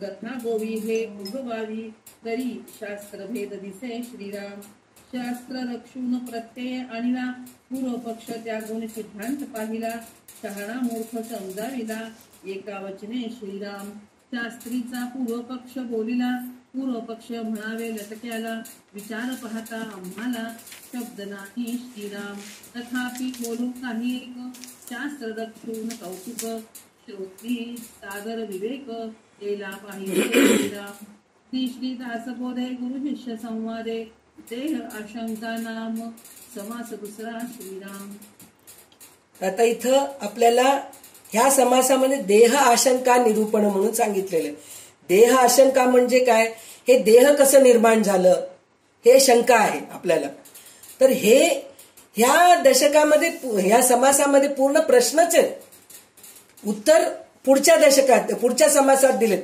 त्याचंही नाव देह आशंका निरूपणच आहे म्हणून दोन्हीचं नाव एकच आहे पण पहिल्या म्हणजे दुसऱ्या समासामध्ये प्रश्न आहेत आणि दुसऱ्या समासामध्ये त्याचं थोडक्यामध्ये उत्तर दिलेले आहेत रामदास स्वामी तर आता काय प्रश्न आहे श्रोत्याला म्हणजे शिष्याला काय प्रश्न आहे काय प्रश्न विचारतोय तो म्हणतोय की विष्णू पालन करतो रुद्रसंहार करतो आणि ब्रह्मदेव निर्माण करतो म्हणजे सृष्टी स्थिती लय हे तिन्ही असं करतात म्हणून शास्त्र सांगतंय आणि लोक देखील म्हणतात म्हणजे शास्त्र सांगताय म्हणूनच आपण म्हणतोय ना आणि आपल्याला ही गोष्ट कळतंय पण देव कुठं आढळतच नाही तेव्हा खरे काय आहे म्हणजे हे काय आहे हे प्रश्न आहे श्रोत्याला म्हणजे विचार करा किती हुशार आहे हा श्रोता किती हुशार आहे शिष्य आपल्याला असे प्रश्न येतात का हे झालं निर्माण झालं हे केलं पण त्याच्यामध्ये अजून एक म्हणजे ह्याचं उत्तर आपल्याला पुढच्या ह्याच्यामध्ये दिसतं ना तर तेव्हा विवेक वापरा म्हणून जे सांगितलेलं आहे म्हणजे आपण विवेकाने नाही अज्ञानाने आपण असं म्हणतो पण विवेकी माणसं काय करतात ते आपल्याला पुढच्या समासामध्ये कळणार आहे पण श्रोता इतका म्हणजे शिष्य इतका हुशार आहे असे प्रश्न त्याला निर्माण होतात नंतर दुसरं प्रश्न काय म्हणतोय तो देवानी माया केली असे म्हणतो आपण म्हणजे देवानी ह्या शक्तीने जे माया निर्माण केली तो शक्ती नुसतं थांबलेला आहे तटस्थतेने बघतोय काही करत नाहीये मायाच सगळं करतीये पण ते माया निर्माण कोण केलंय देवानीच केलेलं आहे पण देव निर्लेप आहे म्हणून म्हणतात निर्गुण आहे म्हणतात मग हे माया कुठून निर्माण झाली म्हणून म्हणतात. तर हे मायाला कोण निर्माण केलं, हे दुसरं प्रश्न आहे त्याने विचारलेलं. आणि ती पंचमहाभूतांनी बनलेली आहे म्हणून म्हणलं तर पंचभूतांनाच माया निर्मली आहे. म्हणजे तिला आपण पंचभूतांनी निर्माण झाली आहे म्हणून जर आपण असं समजलो तर पंचभूतच हे माया आहे, म्हणजे नाशवंत आहे असं म्हणून म्हणतायत ते. तर मग परब्रह्माने माया केली म्हणावे तर त्याच्या ठिकाणी करते पण नाही. म्हणजे आता तेच म्हणलं, तो निर्लेप आहे, निर्गुण आहे, निर्विकल्प आहे. तर मग तो हा निर्माण कसं करतो? शिवाय माया खरी मानली तर कर्तृत्वाचा प्रश्न येईल नाही तर नाही. म्हणजे तिथं माया कसं निर्माण झालं हे त्याचा प्रश्न आहे. आणि तिसरा प्रश्न असा आहे, वेदांमध्ये देवांचे व मायाचे वर्णन केले आहे. हे वेद कुठून आले? आपण आता हे खरंच आहे ना, केवढं मोठं प्रश्न आहे. माणूस वेद बोलतो, माणसाचा देह कसा व कशाचा निर्माण झाला, हे देव कसे प्रकट झाले, ह्या प्रश्नांना उत्तर शोधायला जावे तर शास्त्रमत आणि लोकमत यामध्ये विरोध आढळतो. त्याचप्रमाणे निरनिराळ्या शास्त्रामध्ये मतभेद दिसतो. तेव्हा शास्त्रमत सांभाळून अनुभवाला पटेल ती अशी उत्तर दिली पाहिजे. म्हणजे पुन्हा बघितलात की नाही, अनुभव शेवटी हे आपण अनुभवच घ्यायचं असतं. मी सांगेन, मोठे मोठे प्रवचनकार सांगतील, मोठे मोठे ग्रंथ वाचू, आपण शास्त्रप्रचिती घेऊ, गुरुप्रचिती घेऊ, हे दोन्ही घेतल्यानंतर सुद्धा आत्मप्रचिती घेणंच महत्वाचं आहे असं प्रत्येक वेळेस रामदास स्वामी सांगतात. विवेक वापरा आणि अनुभव स्वतःच घ्या. दुसऱ्यांचा अनुभव आणि आपल्याला फक्त मार्गदर्शन मिळतं. आपल्याला गुरूंचे अनुभव आहेत, त्यांच्या ह्याच्याने आपल्याला मार्गदर्शन मिळतं, पण आपल्याला नुसतं वाट दाखवतात. त्या वाटेवर आपल्याला चालावं लागतं. ह्याचं एक उदाहरण, चांगलं उदाहरण काय, उषा देशमुख जे आहे ना, एकदा असं काहीतरी लिहून पाठवली होती की गुरु सगळं आपल्याला ताटभर वाटून ठेवतात. भात, वरण, भाजी, पोळी, वरण, भात सगळं वाढून देतात. आपण किती नशीबवान आहोत, असे गुरु आपल्याला सापडले, असं म्हणून एकदा ती व्हॉट्सअपवर लिहून पाठवली होती. पण जरी गुरु भात, वरण, श्रीखंड, पोळी, पुरी, भजे, आमकड सगळं पंचपक्वान्न वाढून केळीचं पानावर व्यवस्थित छान वाढून जरी ठेवलं तरी जेवू सुद्धा घालेल गुरु, आपल्याला तोंडात घास सुद्धा घालतील, पण पोटात गिळणं तर आपलंच आहे ना, गिळावं तर आपल्यालाच लागतं की नाही. तर ते गिळण्याचं काम आपण नाही केलं तर उपयोगाचं काय? तर ते गिळण्याचं काम जे आहे ते आपल्यालाच करावं लागतं. म्हणजे आपले अनुभव आपणच घ्यायला पाहिजे आणि विवेकाने घ्यायला पाहिजे. आता ताटामध्ये पंचपक्वान्न आहे, त्याच्यामध्ये गुलाबजामुन आहे, कारल्याची भाजी आहे आणि मला आहे डायबिटीस, तर मी कारल्याची भाजी खाऊ का गुलाबजामुन खाऊ, हे माझं मी विवेकाने विचार करून खायला पाहिजे. ताट भरून वाढून ठेवले म्हणजे जे दिसलं ते मी पोटात घालत गेले, त्याचा उपयोग नाही. म्हणजे रामदास स्वामी इथं आपल्याला हेच सांगतायत की विवेक वापरा आणि त्याचं तुम्ही सार शोधून काढा असं म्हणून म्हणतायत. तर आता ह्याच्यामध्ये ह्या सगळ्या गोष्टी आपल्याला प्रश्नांनी आपल्याला कळाले. तर त्याच्यामध्ये एक आपल्याला काय सांगितलंय की आपण हे जे विवेक आणि अनुभव वापरून जे पुनर्जन्म घेतो, आपण कार्य करतो, म्हणजे संचित कर्म घेऊन आपण जे पुनर्जन्म घेतो, त्यातलं त्यात आपल्याला नरदेह मिळणं श्रेष्ठ आहे म्हणून सांगितलेलं आहे. आता ह्या ग्रुपमध्ये मला जाती भेदाच्या बद्दल मला बोलायचंच नाहीये. आता काल विजयलक्ष्मी जाधव जी आहे तिच्याबद्दल कोणीतरी काहीतरी असं बोललं, आपण हे म्हणून घेतलं होतं. तर तिथं जात भेद नाहीये. ब्राह्मण श्रेष्ठ म्हणलं तर म्हणजे मनुष्य देह मिळालं, मनुष्य देह मिळाल्यानंतर सुद्धा आपण ब्राह्मण कुळामध्ये जन्मलो, हे अतिश्रेष्ठ त्या काळात होतं बरं का, आता नाहीये. ब्राह्मण कुळाचे लोक पूर्ण अधोगतीला गेलेले, न खायच्या गोष्टी खातात, न बोलायच्या गोष्टी बोलतात, न करायच्या गोष्टी करतात आणि ज्या गोष्टी करायचे, ज्या गोष्टी खायचे तिथं नाही करत. म्हणजे आपण जे नैमित्तिक कर्म, नित्य कर्म जे करायचे ते करत नाहीत ब्राह्मण. मग त्यांना म्हणायचंच कशाला, ब्राह्मण म्हणायचंच कशाला? तर रामदास स्वामींच्या काळामध्ये हे वर्णभेद होते. कशासाठी होते वर्णभेद म्हणून म्हणलं तर प्रत्येक जण आपल्या आपल्या कुळाला अनुसरून तसे काम करायचे, तसे वागायचे, म्हणून त्यांना ब्राह्मण म्हणलं जात होतं. वैश्य जे आहेत ते व्यापार करत होते, लोकांना सगळ्यांना वस्तू त्यांच्यापर्यंत पोचवायचे, अन्नधान्य पोचवायचे, म्हणजे ते काम ते करायचे, व्यापार करत होते. क्षत्रिय कोण? राजा. तो आपला राज्य सांभाळत होता, आपलं रक्षण करत होता. म्हणजे आता आपल्याला प्रभू रामचंद्र क्षत्रियच होते की नाही?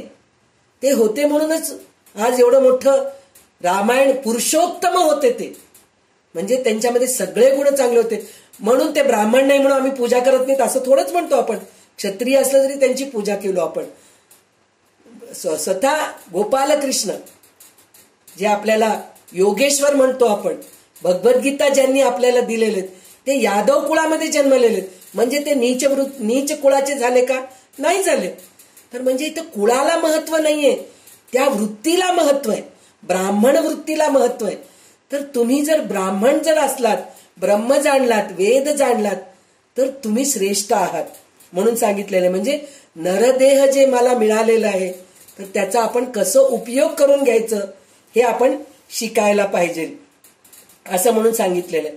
आणि त्याच्यामध्ये हे वेद शब्दमय आहे, म्हणजे वेद म्हणून म्हणतो आपण. काय आहे हे वेद? तर वेद पठण करतो म्हणून म्हणतो ना, दशग्रंथी, शतग्रंथी असं म्हणून म्हणतो आपण. वेद पठण करणारे, सामवेद आहे असं जे वेद पठण करतात ते शब्दामधूनच आपल्याला कळतं. हे आहे. शब्द कशाने निर्माण होतं? अक्षराहून निर्माण होतं. आणि सर्व अक्षरांचं मूळ काय आहे? ओम. म्हणजे काय? जेव्हा ब्रह्माची उत्पत्ती झाली तर सगळ्यात पहिले जे शब्द उच्चारले गेले, अक्षर उच्चारलं गेलं ते ओम हेच उच्चारलं गेलं. तर ते मुख्य आहे. तर ते 3.5 ह्याच्यामध्ये आहे, अक्षरामध्ये आहे, म्हणून ते मुख्य आहे म्हणून सांगितलेलं आहे. तर ते ओंकार देहाशिवाय साकार होत नाही. म्हणजे ओम म्हणायला देह पाहिजे की नाही, तर कुठून येतं ओम? कुठून म्हणणार आपण? आपल्या शरीरामध्ये आकाश तत्व आहे, पोकळी आहे, म्हणूनच आपण ओंकार उच्चारू शकतो. म्हणजे देह असलं तरच आपण उच्चारू शकतो. तर ते देह मिळाल्यानंतर देहा वाचून देह निर्माण होत नाही. म्हणजे आईच्या पोटातून आई वडील आहे म्हणूनच पुन्हा मूल जन्मतं की नाही? तर आता इथं प्रश्न कसं होतं, मग ह्या आई वडिलांना कोण जन्म दिलं? आता असं करत करत करत करत आपण बीजापर्यंत जातो. तर ते कोण आहे हे आपल्याला पुढच्या ह्याच्यामध्ये कळणार आहे. तर आता आपण पुढचं देह आशंका शोधन हे आपण घेऊया आता. दशक 10वा समास 3रा देह आशंका शोधन. श्रीराम समर्थ. उपाधी विणजे आकाश, त्याची ब्रह्म निराभास, ते निराभासी मूळ मायेस जन्म झाला श्रीराम. ते मूळ मायेचे लक्षण वायो स्वरूपची जाण, पंचभूते आणि त्रिगुण वायो अंगी श्रीराम. आकाशापासून वायू झाला तो वायुदेव बोलिला, वायूपासून अग्नी झाला तो अग्निदेव श्रीराम. अग्निपासून झाले आप ते नारायणाचे स्वरूप, आपापासून पृथ्वीचे रूप ते बीजाकारे श्रीराम. ते पृथ्वीचे पोटी पाषाण, बहुदेवांचे लक्षण, नाना प्रचित प्रमाण पाषाण देवी श्रीराम. नाना वृक्ष मृत्तिका प्रचित रोकडी विश्वलोका, समस्त देवांचा थारा एका वायूमध्ये श्रीराम. देव यक्षिणी कात्यायनी चामुंडा जाखिणी मानविणी, नाना शक्ती नाना स्थानी देश परत्वे श्रीराम. पुरुष नामे कित्येक देव असती अनेक, भूते देवते न पुषक नामे बोधयती श्रीराम.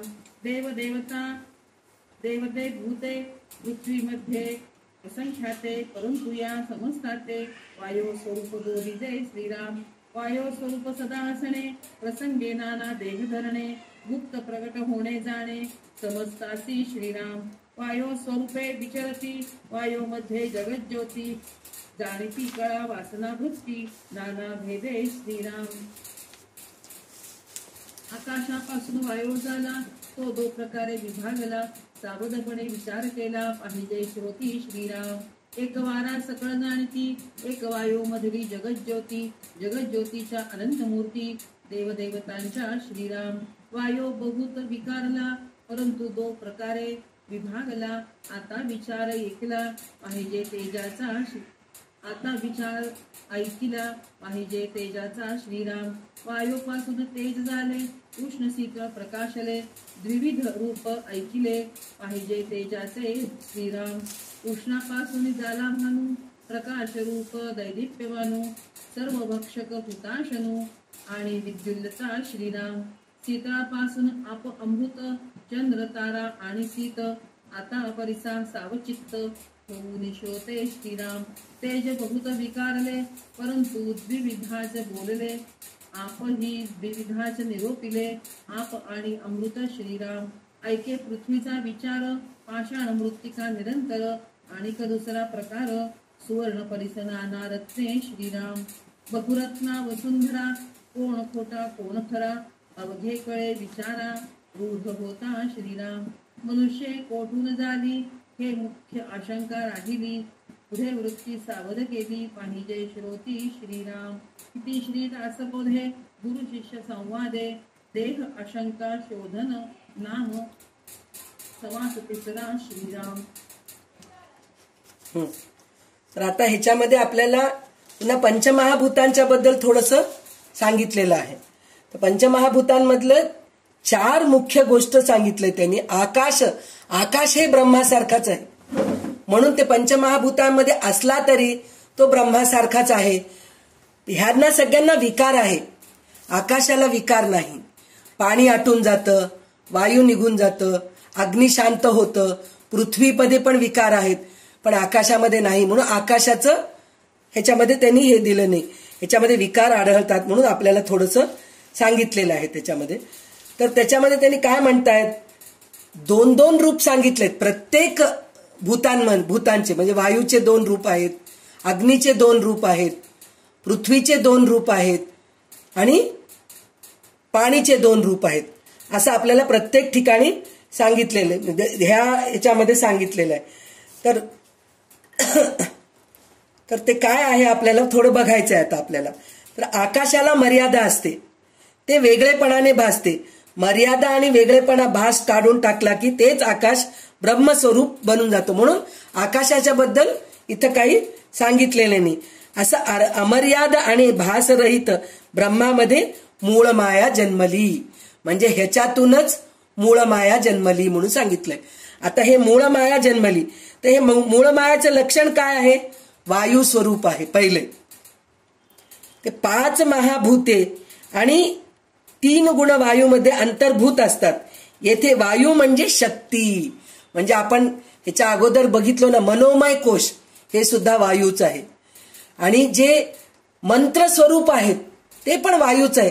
मंत्र म्हणलेलं ऐकू येतं ते वारच आहे. दिसतं का मंत्र, दिसत नाही, ऐकू येतं आपल्याला, कानावर ते ऐकू येतं. तर ते ऐकू येणं सुद्धा वाऱ्याने आपल्या कानावर ते मारतं, तेव्हा कुठं आपल्याला ऐकू येतं. म्हणजे हे मंत्र सुद्धा माया स्वरूप, वायू स्वरूप आहे असं म्हणून सांगितलेलं आहे त्यांनी. आणि हे वायूच एक शक्ती आहे.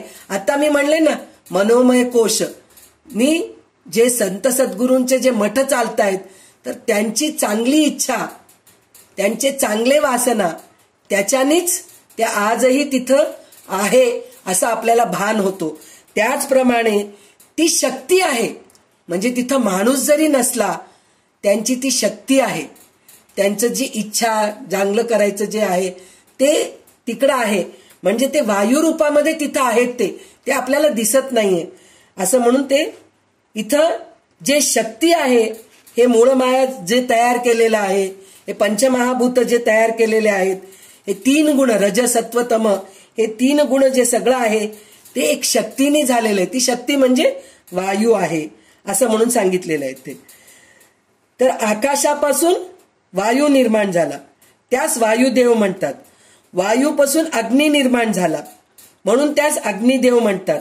अग्नीपासून आप निर्माण झाला, आपल्याला ह्याचं कसं काय हे होतं? अग्नीपासून पाणी निर्माण झालं तर आपण गरम पाण्याच्या वरती झाकण जर ठेवलो तर वाफ तयार होऊन ते पाणीच आहे ना ते एका दृष्टीने, म्हणजे ते पण एक हेच आहे तिथं एक्झाम्पल म्हणल्यासारखं. आप निर्माण झाले ते नारायणाचे स्वरूप आहे.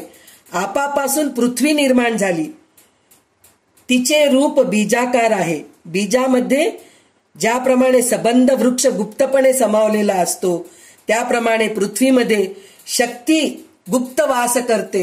म्हणजे पूर्ण वृक्ष आपण बघतोय, वृक्षाला लागलेले पानं बघतोय, वृक्षाला लागलेली फुले बघतोय, वृक्षाला लागलेली फळे बघतोय, पण त्याचं मूळ काय आहे?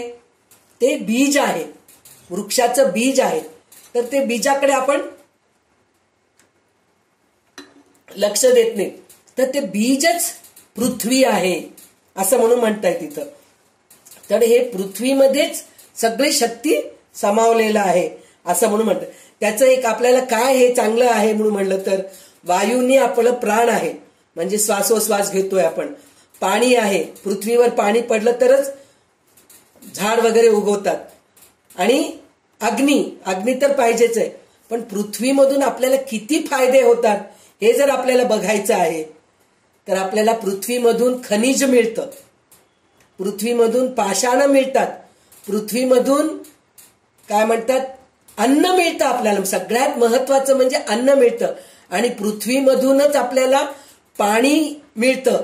आणि सगळ्यात तैल पदार्थ जे म्हणतो ना आपण, पेट्रोल आहे, तेल आहे, या बऱ्याच गोष्टी आपल्याला पृथ्वीमधूनच मिळतात. म्हणजे पृथ्वी मुख्य आहे. म्हणजे इथं कोणतंही मुख्य आहे. आपण आता वायुरूप म्हणून म्हणलो, वारं नसलं तर आपण नाही राहू शकत हो. वायुरूपामध्येच मनोमय कोश आहे, वायुरूपामध्येच मंत्र आहे. अग्नी नसलं तर आपण जिवंत राहू शकत नाही. म्हणजे प्रत्येक ह्याला वैशिष्ट्य आहे हे आपल्याला इथं कळून येते. तर पृथ्वीच्या पोटात पुष्कळ पाषाण आहेत म्हणून म्हणतात. तर पाषाणामध्ये देव वास्तव्य करतो याची प्रचिती येते. म्हणजे पृथ्वीमध्ये पाषाण आहे म्हणजे दगड आहे, आणि आपण दगडाची मूर्ती, मोठमोठ्या देवळामध्ये थोडंच धातूची मूर्ती असते, दगडाचीच मूर्ती असती, म्हणजे पाषाणाचीच मूर्ती असती, त्याचीच आपण पूजा करतो ना.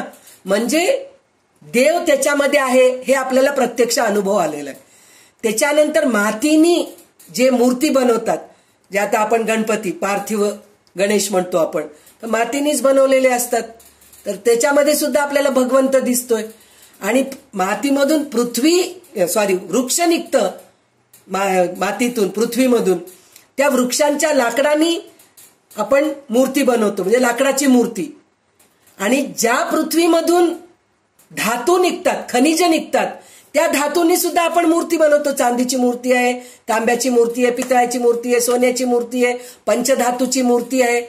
आपण हे सगळं जे बघतोय हे सगळं पृथ्वीमधूनच आहे. म्हणजे इथं आपण देवाला बघतोय, प्रत्येक रूपामध्ये, पाषाणामध्ये बघतोय, धातूमध्ये बघतोय, लाकडामध्ये बघतोय, आपण मातीमध्ये बघतोय देवाला. हे प्रत्यक्ष अनुभव आहे. म्हणजे पृथ्वी हे जे आहे ना, हे सर्व देवाचे शक्तीचे विविध रूपे आहेत.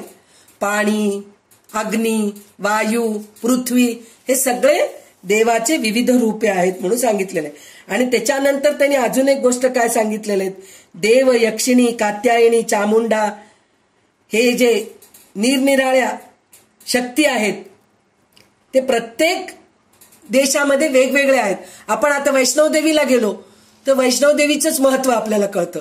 आपण सज्जनगडाला गेलो तर रामदास स्वामींचं महत्व आपल्याला, गोंदवले गेलं तर म्हणजे हे सद्गुरूंचं झालं. कोल्हापूरला गेलं तर आमची कोल्हापूरची देवी आहे हो, खूप श्रेष्ठ आहे. तुळजापूरला गेलं तर आमची तुळजापूरची देवी आहे हो, काय श्रेष्ठ आहे. रेणुका माता श्रेष्ठ आहे म्हणून म्हणतात. परत आपण तिरुपती बालाजीला गेलो तर ते श्रेष्ठ आहे. केदारला गेलो तर केदारनाथ हे आहे, अमरनाथला गेलो तर अमरनाथ श्रेष्ठ आहे. म्हणजे प्रत्येक जण आपापल्या ह्याच्या रेताने हे करतात. तर त्याच्यामध्ये आपल्याला पुल्लिंगी, स्त्रीलिंगी पण आपल्याला देव दिसतात. पुल्लिंगी म्हणलं तर सगळे देव, नारायण, विष्णू, कृष्ण, शंकर, गणपती, दत्तात्रय हे सगळे पुल्लिंगी आहे. स्त्रीलिंगी म्हणजे देवा, दुर्गा, कालिका माता, लक्ष्मी, सरस्वती हे सगळे. पण नपुंसकलिंग सुद्धा आहेत देव. तर ते कोणचं आहे हे आपल्याला याच्यामध्ये कळून घेण्यासाठी म्हणून सांगते, आपल्याला त्याचं हे नाहीये. पण त्याच्यात काय सांगितलेलं आहे, मंथन भैरव तंत्रानुसार, म्हणजे मंथन भैरव म्हणून एक हे आहे शक्ती, म्हणजे जे पूजा करणारे लोक आहेत त्यांच्यामध्ये एक देवी आहे, म्हणजे ती लिंगामध्ये राहते, दिव्य लिंगामध्ये राहते ती. ते नपुसक आहेत म्हणून असं सांगितलेलं आहे. ही एक विशाल रचना आहे जी कुब्जिका देवीच्या पूजेशी संबंधित, कुब्जिका म्हणून एक हे आहे, पूजा करायची पद्धत आहे म्हणे. म्हणजे मी हे सगळं बघितले नाहीये, वाचले म्हणून मी तुम्हाला सांगते. मला जो थोडं कळालंय ते तुम्हाला सांगायचा प्रयत्न करतेय. तर ते कुब्जिका देवीच्या पूजेशी संबंधित तांत्रिक ग्रंथाच्या संग्रहामध्ये हे आपल्याला दिसून येतंय म्हणून सांगितलेले. त्याचे आवश्यक अपात्र स्वरूप ज्याला कुब्जिका तंत्रे नपुसक म्हणून संबोधतात म्हणून सांगितलेलं आहे ते. आणि नपुसक म्हणजे दैवी लिंग, म्हणजे ना स्त्री आहे ना पुरुष आहे, पण दिव्य आहे ती, असं म्हणून सांगितलेलं आहे. म्हणजे दिव्यलिंग आहे ज्यामध्ये देवी राहते. तो देवतेचा मूलतः आनंदी स्वभाव आहे जो विरुद्ध गोष्टीच्या पलीकडे आहे. म्हणजे मी स्त्री नाही ना पुरुष नाही, मी नपुसक आहे, म्हणजे ते एक आनंदच आहे. जसं म्हणतो ना, मला सुख नाही दुःख नाही, द्वंद्वच नाहीये तिथं, तर ते आनंदच आहे. तसं नपुसक म्हणून इथं सांगितलेलं आहे.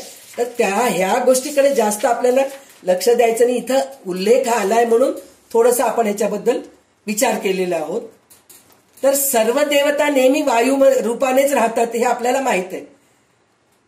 प्रसंग येईल त्याप्रमाणे देह धारण करतात, म्हणजे वायू रूपानेच मनोमय रूप. इथं देवाच्या बद्दल म्हणतायत रामदास स्वामी, आपल्याला काय सांगतायत, देव वायू रूपामध्येच राहतात, म्हणजे शक्ती, जी शक्ती आहे ते वायू रूपामध्येच आहे. पण ज्या वेळेस जसं यदा यदा हि धर्मस्य ग्लानिर्भवती भारत अभ्युत्थानम् अधर्मस्य तदात्मानं सृजाम्यहम परित्राणाय साधूनां विनाशाय च दुष्कृतां धर्मसंस्थापनार्थाय संभवामी युगे युगे म्हणून म्हटलेले. तर प्रत्येक युगामध्ये जसं प्रसंग येतं त्याप्रमाणे तिथं देह धारण करतात म्हणून सांगतायत. म्हणजे वायुरूपाने असलेले जे देव आहेत तिथं देह धारण करून आपल्याला मदत करतात. तर वायूमध्ये जगत ज्योती आहे म्हणून सांगितले, म्हणजे ती जाणीव रूप आहे. तर त्या जाणीवेनीच आपल्याला परत देव प्रकट झालेले दिसतात म्हणून सांगितलेले. आता इथं 4 भूतांचे विविध प्रकार सांगितलेले आहेत. तर ते 4 भूत कोणते कोणते आहेत, वायू, अग्नी, पृथ्वी आणि वायू अग्नी पृथ्वी, अजून एक कोणचं आहे बाबा, वायू अग्नी झालं ना, पाणी, हे 4 आहेत. तर हे 4 2-2 प्रकारचे आहेत म्हणून सांगितलेले आहेत. तर ते कोणचं सांगितलेलं आहे, तर वायू कशाला म्हणतो आपण, जे आपल्याला थंड गरमचं जाणीव देते त्याला आपण वायू म्हणतो. तर एक प्रकार ते असं आहे. दुसरा प्रकार काय आहे, जगत ज्योती, म्हणजे वायू रूपामध्येच देवता आहेत हे आपल्याला दाखवते. हे दुसरं प्रकार आहे म्हणून सांगितलेलं आहे. त्याच्यामध्ये वायूचे विकार पुष्कळ आढळले, त्याचे मुख्य प्रकार 2च आहेत. यानंतर तेजाचे सांगितलेले आहेत. म्हणून म्हणलं तर काय सांगितलंय, म्हणजे 2 प्रकार आहेत. एक वायू आपल्याला जाणवते, दुसरी वायू देवता रूपामध्ये आहे, शक्ती रूपामध्ये आहे. हे 2 प्रकार सांगितलेले आहेत. आता दुसरं काय सांगितलंय, वायूनीच आपल्याला अग्नी निर्माण होते म्हणून सांगितलंय. तर ते हे अग्नीचे काय प्रकार आहेत, तर थंड आणि उष्ण, म्हणजे गरम आहे हे आपल्याला कळतंय हे आहे म्हणून. तर ह्याच्यामध्ये अनुभवास जे येतं थंड आणि गरम, तेजाचे हे 2 प्रकार आहेत. एक आहे प्रकाशमय, थंड गरम नाही, हे थंड आणि गरम जे आहे वायूमध्ये आहे. हे प्रकाशामध्ये 2 आहेत. कोणचे आहेत, एक जे अग्नी आहे ते प्रकाशही देतं आणि गरम उष्णता पण देतं. पण एक जे आहे अग्नी ते नुसतं प्रकाशच देतं गरमपणा उष्णता देत नाही ते कोणचं आहे? चंद्र आहे. आपल्याला चंद्र जे आहे की नाही ते आपल्याला प्रकाश देते, पण ते पण एक अग्निरूपच आहे. ते आपल्याला प्रकाश देते पण थंड असतं. पण सूर्य जे आहे ते प्रकाशही देतं आणि अग्नी पण देतं. हे प्रकाशाचे दोन प्रकार झाले. त्याच्यानंतर त्यांनी काय सांगितलं? पाणीमध्ये जे सांगितलंय, एक तर पाणी थंड असतं आणि त्याच्यात काय होतं?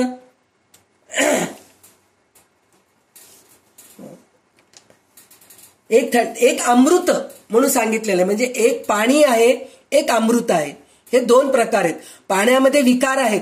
म्हणजे पाणी रे पाणी तेरा रंग कैसा, जिसमें मिलाया उसी रंग जैसा म्हणून म्हणलेलं आहे की नाही. म्हणजे पाणी ज्याच्यात मिसळलं ते तसं बनून जातं. हे एक प्राण्याचं प्रकार आहे. दुसरं जे आहे ते अमृत आहे. हे दोन प्रकार आहेत. पाण्याचे दोन प्रकार आहेत हे आपल्याला सांगितलेलं आहे. आता पृथ्वीचे दोन प्रकार आहेत. त्याच्यात काय आहे? पृथ्वीचे प्रकार काय? म्हणजे एक दगड आणि एक माती. दोनच प्रकार आहेत पृथ्वीमध्ये, दगड आणि माती. मातीपासून आपल्याला काय होतं? उत्पत्ती होते. म्हणजे काय? झाडांची उत्पत्ती होते, हे सगळं होतंय. दगडापासून उत्पत्ती नाही झाली तर त्याच्यातून आपल्याला उपयोग होतं. दगडानीच तर आपण टाईल्स बनवतो, दगडानीच तर घरं बांधतो, दगडानीच तर मूर्ती बनवतो, दगडानी आयुध पण तयार करतो आपण, दगडानी कितीतरी प्रकार बनवतो आपण. तर हे दगड आणि माती हे दोन्ही दोन प्रकार आहेत. त्याच्यामध्ये सोने आणि परीस आणि अनेक प्रकारची रत्ने हे असं आपल्याला मिळतं. कशामध्ये मिळतं? दगडामध्ये मिळतं हे सगळं. मातीचं वेगळं प्रकार आहे. दगडाच्या प्रकारामध्ये सोने, परीस, अनेक प्रकारचे रत्न म्हणजे हे खनिज जे आहे ते दगडाच्या ह्याच्या रूपामध्येच मिळतंय असं म्हणून सांगितलंय.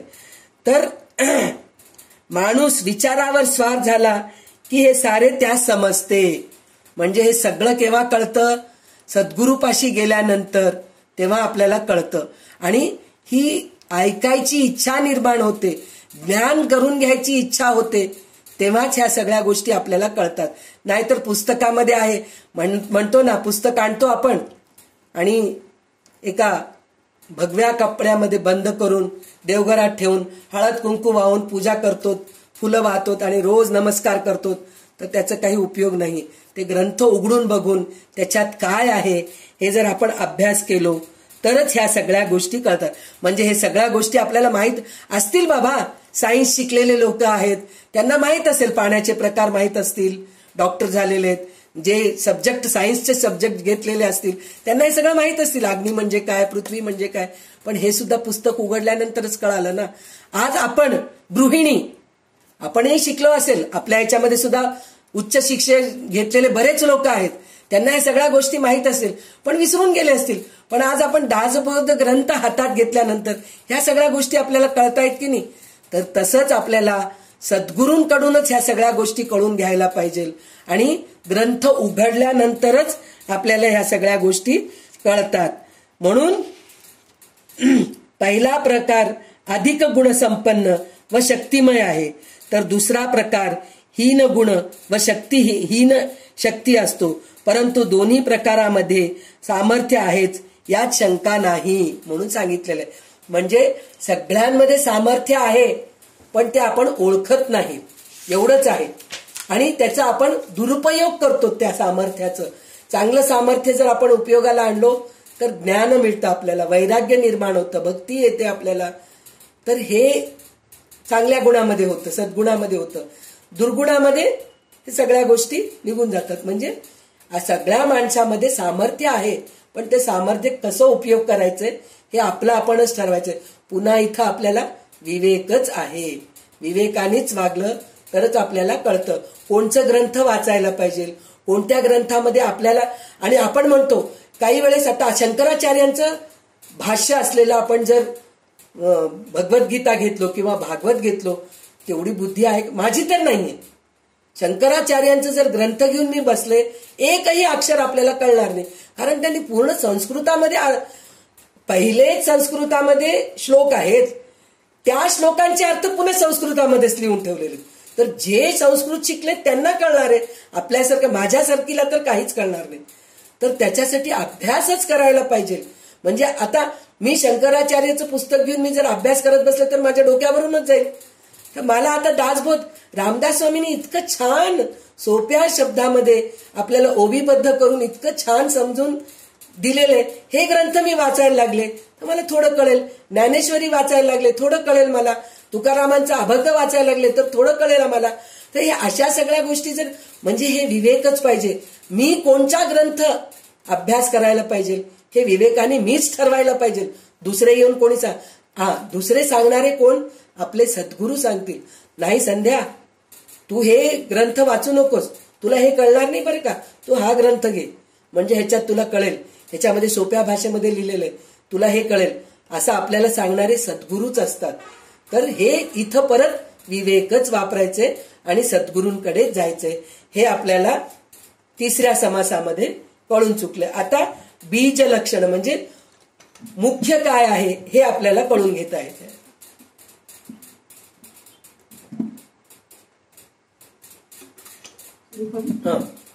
दशक 10वा समास 4 बीज लक्षण श्रीराम समर्थ. आता पाहू जाता उत्पत्ती मनुष्यापासून मनुष्य होती, पशुपासून पशु निपदती प्रत्यक्ष आता श्रीराम. खेचरे आणि भूचरे, वनचरे आणि जलचरे, नाना प्रकारची शरीरे, शरीरापासून होती श्रीराम. प्रत्यक्षास आणि प्रमाण, निश्चयास आणि अनुमान, मार्ग देखोनी आदरान घेत नाहीये श्रीराम. विपरीता पासून विपरीते होती, परी शरीरेच बोली ज्याची, शरीरा वाचून उत्पत्ती होणार नाही श्रीराम. तरी हे उत्पत्ती कैसी झाली, आसयाची कोणे केली, जेणे केली त्याची निर्मिती काया कोणे श्रीराम. ऐसे पाहता उदंड लांबले, परी मुळी शरीरी कैसे झाले, आसयाचे उभारले कोणे कैसे श्रीराम. ऐसे हे मागील आशंका राहत गेली ते ऐका, कदापि जाजू घेऊ नका, प्रत्ययो आलियाने श्रीराम. प्रत्ययोची आहे प्रमाण, मूर्खास वाटे अप्रमाण, पिंडे प्रचिती शब्द जाण, विश्वासासी श्रीराम. ब्रह्मी मूळ माया झाली, त्याची अष्टधा प्रकृती बोलली, भूती त्रिगुणी कालवली, मूळ माया श्रीराम. ते मूळ माया वायो स्वरूप, वायो मध्ये जाणीवेचे रूप, त्याची इच्छा होई आरोप, ब्रह्मी न घडे श्रीराम. 25 ओवी वाचा, इथं 25 ओवी वाचा. तथापि ब्रह्मी कल्पिला, तरी तो शब्द वाया गेला, आत्मा निर्गुण संचला, शब्दातीत श्रीराम. आत्मा निर्गुण वस्तू ब्रह्म, नाम मात्र तितका भ्रम, कल्पून लाविला संभ्रम, तरी तो लागणार नाही श्रीराम. तथापि आग्रहे लाविला, जरी धोंडा मारिला आकाशाला, आकाशावरी खुंटीला, तरी ते तुटेना श्रीराम. तैसे ब्रह्म निर्विकार, निर्विकारी लावती विकार, विकार नासे निर्विकार, जैसे तैसे श्रीराम. आता ऐका प्रत्ययो, जाणो निधरावा निश्चयो, तरीच पाविजे अनुभवाचा श्रीराम. माया जो समीर, त्यात जाणता तो ईश्वर, ईश्वर आणि सर्वेश्वर, तयाचीच बोलिते श्रीराम. तोची ईश्वर गुणासी आला, त्याचा त्रिगुण भेद झाला, ब्रह्मा विष्णू महेश उपजला, तये ठाई श्रीराम. सत्व रज आणि तम, हे त्रिगुण उत्तमोत्तम, त्यांच्या स्वरूपाचा अनुक्रम, मागा निरोपिला श्रीराम. जाणता विष्णू भगवान, जाणता नेणता चतुरानन, नेणता महेश पंचानन, अत्यंत भोळा श्रीराम. त्रिगुण त्रिगुणी कालविले, कैसे होती वेगळाले, परी विशेष न्यून भासले, ते बोलावे लागती श्रीराम. वायूमध्ये विष्णू होता, तो वायू स्वरूपची तत्वता, पुढे झाला देह धरता, चतुर्भुज श्रीराम. तैसाच ब्रह्मा आणि महेश, देह धरती सावकाश, गुप्त प्रगट होता तयास वेळ नाही श्रीराम. आता रोकडी प्रचिती, मनुष्य गुप्त प्रगटती, मा त्या देवाच्याच मुक्ती, सामर्थ्यवंत श्रीराम. देव देवता भूते देवते, चढते सामर्थ्य आहे तेथे, येण्याची न्याये राक्षसाते, सामर्थ्य कळा श्रीराम. झोटिंग वायू स्वरूप सती, सवेत खुळखुळा चालती, खोबरी खारिका टाकून देती, अकस्मात श्रीराम. तर आता इथं आपल्याला म्हणतायत की हे बीज लक्षण काय आहे, म्हणजे बीज काय आहे, म्हणजे माणसापासून माणूस निर्माण होतो, किड्यापासून किडे निर्माण होतात, पक्षीपासून पक्षी निर्माण होतात, पशुपासून पशु निर्माण होतात. हे सगळं आपल्याला प्रत्यक्ष दिसतंय. पण ह्याला सुरुवात कोण केलंय हे प्रश्नच आहे, पुन्हा प्रश्नच आहे. म्हणजे इथं आपल्याला काय सांगितलेलं आहे, 7व्या ओळीमध्ये काय सांगितलेलं आहे, मागील आशंका ही अशी आहे, तिला उत्तर देणे राहूनच गेले. म्हणजे हे उत्तर देणं राहूनच गेलं की हे कुठून निर्माण झालंय, हे उत्तर देणं राहूनच गेले. पण त्याच्यामध्ये परत रामदास स्वामी काय म्हणतात, असो प्रत्यक्ष अनुभव आल्यावर मात्र उगीच भलताच तर्क करू नये. म्हणजे जेव्हा आपल्याला हे प्रत्यक्ष अनुभव येतो, म्हणजे अभ्यास करून ज्ञान होऊन जेव्हा आपल्याला हे प्रत्यक्ष कळतं कुठून निर्माण झालं, तर ही एक शक्ती आहे, ती वायू शक्ती आहे. म्हणजे इथं आपल्याला 10व्या ओवीमध्ये सांगितलेलं आहे हे वायू शक्ती आहे. ह्या वायूनीच सगळ्या गोष्टी म्हणजे मनोमय. आपल्याला कसं सांगितलंय ब्रह्मा, आपण भागवत ऐकलेले आहात बऱ्याच लोक, तर बरेच लोक भागवत ऐकलेले आहेत. तर त्याच्यामध्ये कसं सांगितलेलं आहे, तर भगवंताच्या नाभी कमळातून ब्रह्म तयार झाले, ब्रह्म आले पहिले. मग ब्रह्माच्या इच्छेने म्हणजे मनोमय कोश, म्हणजे वायूने, म्हणजे ब्रह्माच्या मनानेच हे सगळं विश्व उत्पत्ती झालेली आहे. म्हणजे तिथं वायू ही शक्ती आहे, ह्या शक्तीने. पण हे आपण जर सांगितलं, तिथं कोणी स्त्री नव्हते, पुरुष नव्हते, कोणीच नव्हते. नंतर शततारका आणखीन कोण, मनु राजा, ह्या दोघांकडून जगाची निर्मिती झाली म्हणून म्हणलेले. शक्ती माया आणखीन पुरुष ह्या दोघांकडून विश्वनिर्मिती झाली म्हणले. पण सुरुवातीला ब्रह्मच एकटे होते ना, सुरुवातीला भगवानच होते. भगवानांच्या नाभी कमळातूनच ब्रह्म निर्माण झाले. तर ब्रह्माच्या बरोबर कोण होतं, म्हणजे भगवंताबरोबर कोण होते, कोणी होते का, शक्तीच होती. म्हणजे ही शक्ती जी आहे ते वायू रूपानी आहे. पण हे जे लोकांना अनुभव नाहीये ते लोक ह्या गोष्टीचं तर्कच करू नये, तुम्ही बाजूला सरका असं स्पष्ट सांगितलंय त्यांनी. तुम्ही ह्या गोष्टीचं तर्कच करू नका. प्रत्यक्ष अनुभव हाच पुरावा आहे. म्हणजे तुम्ही ह्या गोष्टीचा अनुभवच घ्या, म्हणजे तुम्ही ग्रंथ वाचा, कळून घ्या, ज्ञान घ्या, तेव्हा तुम्हाला ह्या सगळ्या गोष्टी कळेल म्हणून सांगितलेलं आहे. मूर्खाला तो पटतच नाही, किती सांगितलं तरी ते पटतच नाही. प्रचिती म्हटले तर सामान्य माणसाला विश्वास उत्पन्न होतो. म्हणजे प्रचिती म्हणून म्हणलं तर काहीतरी आपल्याला त्याच्याबद्दल पुरावे द्यावं लागतात, प्रचिती द्यावं लागतं. म्हणजे पुरावे दिल्याशिवाय, म्हणजे आता आपण आत्ताच म्हणलो ना, पंखा चालू लागलंय, पंखा चालत चालत चालत शांत होऊन गेलं, मग संपलं. बटन ऑफ केल्यानंतर पंखा चालतं. तसंच प्राणमय कोश जे आहे, जीव गेल्यानंतर सुद्धा थोडं वेळ फिरतं. म्हणजे आपल्याला पंख्याची प्रचिती द्यावं लागली. खरं तर मुख्य प्राणमय कोशच मुख्य आहे, पण आला पंख्याचं उदाहरण द्यावं लागलं की नाही. तसं मूर्ख माणसांना, म्हणजे आपल्यासारख्या सामान्य माणसाला अशी प्रचिती दिल्यानंतरच ह्या गोष्टी कळतात, नाहीतर आपल्याला कळत नाही, काहीच कळत नाही. तर त्याच्यासाठी म्हणून तुम्ही अनुभव घ्या, हे आपल्याला सगळ्यात सांगितलेत.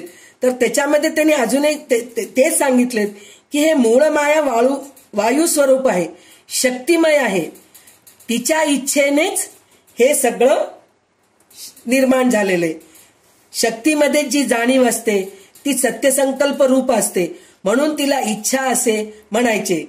पण अज्ञानी माणसामध्ये इच्छेच्या अथवा संकल्पाने स्वस्वरूप झाकले जाते. म्हणजे जो अज्ञानी माणूस आहे त्याचं सगळं झाकलं गेलेलं आहे, त्याला काहीच कळत नाहीये. तसे मूळ मायामध्ये घडत नाही. शिवाय प्रथम संकल्प सत्यसंकल्प असल्याने स्वस्वरूपाला स्वानंदाचा विसर पडत नाही. म्हणलं तर संकल्प करायला पाहिजे आपण कोणत्याही गोष्टीचं. उदाहरण आता परत इथं आपल्याला प्रचिती द्यायचंय. कसं संकल्प काय करायचंय, तर आपल्याला एक घर पाहिजे. तर घर पाहिजे म्हणून म्हणलं की आपण पहिले संकल्प करतो, मला घर पाहिजे, मला स्वतः. आता मी इतके दिवस मी भाड्याच्या घरात राहत होतो, आता मला घर पाहिजे. आता घर पाहिजे हे पहिले संकल्प आहे आपलं. ते संकल्प झालं की मग त्या घरासाठी आपण काय काय करायचं, लोन काढायचं का, माझ्याजवळ सोनं आहे ते विकायचं का, नाहीतर माझ्या वडिलोपार्जित काही पैसे आहेत त्याचा मी उपयोग करायचं का, हे सगळ्या आपण गोष्टी करतो. मग पैशाचा विचार झाल्यानंतर मग आपल्याला चांगला कॉन्ट्रॅक्टर कोण आहे त्याच्याकडून आपल्याला घर बांधून घ्यायचंय. म्हणजे हे सगळं आपण संकल्प करूनच करायचे. ते शुद्ध संकल्पानेच हे सगळं विश्व निर्माण झालेलं आहे. माणूस, जीवजंतू हे सगळे जे निर्माण झालेले आहेत भगवंताच्या शुद्ध संकल्पाने, इच्छेने निर्माण झालेले आहेत हे आपल्याला दिसून येत आहे. आणि वास्तविक सद्वस्तू माणसाची भाषा व कल्पना हे अवाक्याच्या बाहेर आहे. आत्मा निर्गुण वस्तू ब्रह्म हे सगळे म्हणजे सगळं भ्रामकच आहे. म्हणजे आपण कल्पनाच करत राहतो, कल्पनेनेच आपण विश्व निर्माण करतो. म्हणजे आपण एक उदाहरणच, पुन्हा आपल्याला उदाहरण म्हणजे प्रचिती दिल्याशिवाय आपल्याला कळतच नाही, कोणतीच गोष्ट कळत नाही.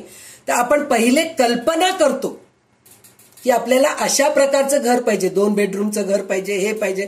हे भ्रामकच आहे. म्हणजे आपण पहिले भ्रमामध्ये जाऊन हे कल्पना करून मग सत्य संकल्प करतो, मग कुठं हे निर्माण होतं. म्हणजे हे सगळे भ्रामक गोष्टीच आहेत म्हणून सांगताय तिथं. आपण कल्पनेने त्यांच्यावर नावे लादली तर ती भ्रामक नावे सद्वस्तूला, स्वरूपाला स्पर्श करणार नाही. म्हणजे हे ब्रह्म म्हणतोय, विष्णू म्हणतोय, शिव म्हणतोय, देवी म्हणतोय. आता आपण हे करतोय इथं कुठं विष्णू सहस्रनामामध्ये, भगवद्गीतामध्ये, भागवतामध्ये विष्णू काय म्हणतात, सगळं काही मीच निर्माण केलं, माझ्यामुळेच झालेलं आहे. पुरुषोत्तम योग सगळं माझ्यामुळेच झालेलं आहे. आपण शिवसहस्रनाम वाचलो तर त्याच्यामध्ये शिव काय म्हणतात, सगळं माझ्यामुळेच निर्माण झालेलं आहे म्हणून ते सांगतात. आणि ललिता सहस्रनाम मध्ये म्हणलं तर मीच आहे, मीच आदिशक्ती आहे, मीच मूळ माया आहे, मीच सगळ्यांची जगज्जननी आहे. म्हणजे मी सगळ्यांना जन्म दिलेली मीच आहे असं म्हणून म्हटलेले आहेत. तर हे सगळे भ्रामक गोष्टी आहेत, हे सगळे नंतर निर्माण झालेले आहेत. पण सगळ्यात मुख्य कोण आहे, ती शक्ती आहे वायुरूपामध्ये. त्या शक्तीच्या इच्छेनेच हे सगळं झालेले आहे. तर आता हे गोष्ट आपण सांगितलं, मूर्ख माणसाला समजून सांगितलं तर त्याचं उदाहरण त्यांनी कसं सांगितलेलं आहे. जर आकाशावर ते धोंडा टाकला किंवा आकाशावर थुंकलं तर काय होतं, आपल्या अंगावरच पडणार आहे ना. थुंका असू दे, दगड असू दे, आपल्या अंगावरच पडतं. त्या आकाशाला चिटकतंय का. तसं हे ज्या शक्तीला आपण म्हणतोय त्या शक्तीला हे सगळ्या गोष्टी चिटकणारे आहेत का, नाही चिटकणार आहेत. ते चिटकतच नाही. ती शक्ती वेगळीच आहे, न दिसणारी आहे, ती वायुरूपामध्ये आहे. तर ते सगळ्या गोष्टी गळून पडतात म्हणून सांगितले. विकार पूर्ण गळून पडतायत असं म्हणून सांगितलेलं आहे. तर इथं साक्षात अनुभव कशाने येतो आपल्याला म्हणून म्हणलं तर मूळ माया निर्माण झाली म्हणजे परब्रह्माचा एक भागावरती वावरते. तेथे मी ब्रह्म आहे असे ज्ञानमय भान किंवा शुद्ध जाणीव प्रकट होते. त्या जाणीवेच्या अधिष्ठान ब्रह्माला ईश्वर असे म्हणतात. ईश्वर आणि परमेश्वर ही दोन्ही त्याचीच नावे आहेत. म्हणजे इथं त्यांनी काय सांगितलेलं आहे तर ब्रह्मा आणि परब्रह्माच्या ठिकाणी मूळ माया निर्माण झाली आहे आणि ती ह्याच्यावर वावरती आहे. त्या वावरण्यानेच मी ब्रह्म आहे म्हणजे मी निर्माण करणारा आहे हे त्यांनी भानावर येऊन निर्माण केलेले आहेत. शुद्ध जाणीव प्रकट होते.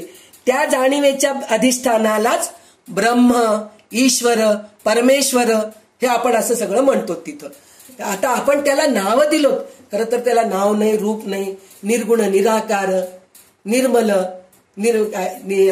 सगळं हे सगळे नसलेलाच आहे तो. पण आपण ह्याला नाव देऊन हे करतो. कोणत्याही गोष्ट आपण मूल जन्माला आल्यानंतर आपण त्याला नाव ठेवल्याशिवाय काही हे करू, नाव नाही ठेवलं तर चिंटू, पिंटू, लट्टू, पिट्टू काहीतरी म्हणतोच की नाही. म्हणजे त्याला ओळखायला पाहिजे, म्हणजे आपण सगुणामध्ये जायला पाहिजे. पहिले देव आहे म्हणून आपल्याला कळालं कशावरतून, मूर्तीवरूनच कळालं, शरीरावरूनच कळालं. पण ते कळाल्यानंतर परत आपण निर्गुणामध्ये जायला पाहिजे. म्हणजे ही शक्ती जी आहे ती न दिसणारी आहे, त्या शक्तीलाच आपण भजायला पाहिजे, हे आपण कळून घ्यायला पाहिजे. आणि इथं जाणता सत्वमय तो भगवान विष्णू आहे. जाणता नेणता रजोमय तो 4 तोंडाचा जो ब्रह्मदेव आहे तो रजोगुणाचा आहे आणि नेणता तमोगुणाचा, शंकराला भोळा शंकर आहे हो बिचारा, तमोगुण म्हणतो आपण, पण तो भोळा शंकर आहे, कोणाला काय पाहिजे देऊन टाकतो, म्हणजे त्याला काही हेच नाही, इतका भोळा आहे, म्हणजे ते तेवढं भोळं पण चांगलं नाही ना. तर तो संहार करतो म्हणून सांगतायत ते शंकर आहे. तमोगुण तो 5 तोंडाचा अत्यंत भोळा शंकर होय. 3 गुण एकमेकात कालवले असतात, ते वेगळे करता येत नाही. म्हणजे आपण हे 3 गुणामध्येच आहेत ना, आपल्यामध्ये पण आहे ना 3 गुण, रज सत्व तम 3 गुण आहे. याला आपण वेगळं करू शकतो का? नाही करू शकत. तसं ही 3ही देव एकच आहेत, आपण त्यांना वेगवेगळ्या रूपामध्ये बघतोय, ते एकच आहे असं म्हणून त्याच्यामुळे त्यांना आपण गुणांनी सांगावं लागतंय असं म्हणून सांगितलेलं आहे. तर माणसे सुद्धा गुप्त. तर आता इथं आपल्याला आपण म्हणतो ना, हे वायू रूपामध्ये शक्ती आहे म्हणून म्हणतो की नाही, वायू रूपाने शक्ती असल्यानंतर त्यांच्या इच्छेने ते दुसरे रूप घेतात, कधी प्रकट होतात कधी अप्रकट होतात असं म्हणून आपण शास्त्रामध्ये वाचतोय, ग्रंथांमध्ये वाचतोय, सगळं करतोय. तर याचा आपल्याला प्रचिती कशी येते?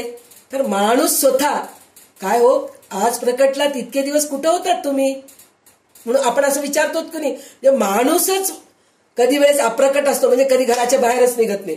तर माणसालाच आपण म्हणतो ना, इतक्या दिवसानंतर प्रकटला हो तुम्ही म्हणून म्हणतो. आणि त्याच्यानंतर सुद्धा काही वेळेस जे सद्गुरू संत वगैरे असतात, तर साईबाबांचंच आपण कथेमध्ये वाचलेलं आहे ना, काही वेळापुरतं ते निर्जीव झाले होते, कोणाच्यासाठी म्हणून ते धडपड केले, नंतर पुन्हा ते प्रकट झालेले आहेत. हे अशा आपण कथा ऐकलेल्या आहोत ना. तर माणूस देह घेतल्यानंतरच प्रकट अप्रकट होऊ शकतो, तर देव का होऊ शकत नाही, हो की नाही. तर त्याच्यामध्ये त्यांनी हे वायुरूपाचंच शक्ती आहे म्हणून प्रकट आणि अप्रकट होऊ शकतो असं म्हणून सांगितलेलं आहे. तर त्याच्यामध्ये झोटिंग म्हणून म्हणतो, म्हणजे हे जे पिशाच वगैरे असतात, भूत बाधा झालेले वगैरे असतात, तर त्यांच्यामध्ये सुद्धा हे सगळं आपण बघतो. तर हे झोटिंग म्हणणारे आपल्याला दिसत नाहीत, पण खुळखुळ्याचा, पायाचे घुंगरूंचे आवाज येतात. म्हणतो ना, त्या घरामध्ये गेलो तर कोणी दिसत नाही हो, पण घुंगरूचा आवाज येत असतो हो, छुन छुन छुन छुन असा आवाज येत असतं असं म्हणतो. आणि तिथं काहीतरी हळदी कुंकू पडलेलंच दिसतं आपल्याला, काहीतरी खारीक बदाम पडलेलंच दिसतं. म्हणजे हे अप्रकट रूपामध्ये हे भूत प्रेत असतात. तर देव का राहत नाही, शक्ती का राहत नाही? हे दुष्ट शक्तीच आपल्याला अनुभवायला येऊ लागले, तर देवाचं का अनुभवायला येत नाही? आपण तेही म्हणतो ना. आता हे आपल्याला झोटिंगाचं उदाहरण आपण घेतलं, पण काही लोकांच्या घरी गेल्यानंतर काय प्रसन्न वाटतं हो. त्यांच्या घरी गेल्यानंतर ते प्रसन्न वाटणं म्हणजे काहीतरी दिसू लागलं काय? तुमच्या घरी पण मोठं टीव्ही आहे, 42 इंचाचं टीव्ही आहे, दुसऱ्यांच्या घरी पण 42 इंचात, तुमच्या घरी पण फर्निचर आहे, दुसऱ्यांच्या घरात पण फर्निचर आहे. पण काही लोकांच्या घरी गेल्यानंतर एक प्रसन्न मन वाटतं, म्हणजे तिथं शुद्ध शक्ती वायू रूपाने पसरलेली असते. आणि काही लोकांच्या घरी अशुद्ध वायू असतं, म्हणजे तिथे गेले की काही चांगले नाही येत हो, तिकडे व्हायब्रेशन्स, ते स्पंदने काही बरोबर वाटत नाहीत हो त्यांच्या घरी गेल्यानंतर. म्हणजे हे अप्रकट रूपाने असतं शक्ती, ती शक्ती हे सगळं निर्माण करते म्हणून आपल्याला इथं सांगितलेलं आहे. आता याच्या पुढचे वाचून घ्या. अवघेची ज्ञान अभावे, तरी ते बहुतेकास ठावे. आपुल्याला अनुभवे विश्वलोक जाणती श्रीराम. मनुष्य धरती शरीर वेश, नाना पर काया प्रवेश. मातो परमात्मा जगदीश, कैसा न धरी श्रीराम. म्हणून वायुसंप देह धरिले, ब्रह्मा विष्णू महेश झाले. पुढे तेची विस्तारले, पुत्र पौत्री श्रीराम. अंतरीच स्त्रिया कल्पल्या, तो त्या कल्पकास निर्माण झाल्या. त्या परितयापासून प्रजा निर्मिल्या, नाही कदा श्रीराम. इच्छुनी पुत्र कल्पिले, तेथे प्रसंगी निर्माण झाले. येणे प्रकारे वर्तले, हरिहराधिक श्रीराम. पुढे ब्रह्मने सृष्टी कल्पिली, इच्छेसरची सृष्टी झाली. जीवसृष्टी निर्माण केली, ब्रह्मदेवे श्रीराम. नाना प्रकारेचे प्राणी कल्पिले, इच्छेसरची निर्माण झाले.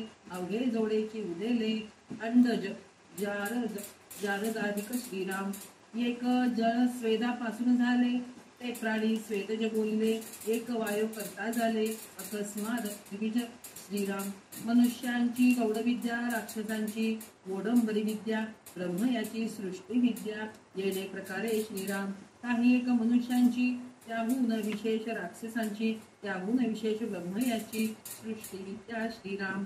जाणते नेणते प्राणी निर्मिले, वेद वदोनी मार्ग लावेले, ब्रह्म याने निर्माण केले वेगळे प्रकारे श्रीराम.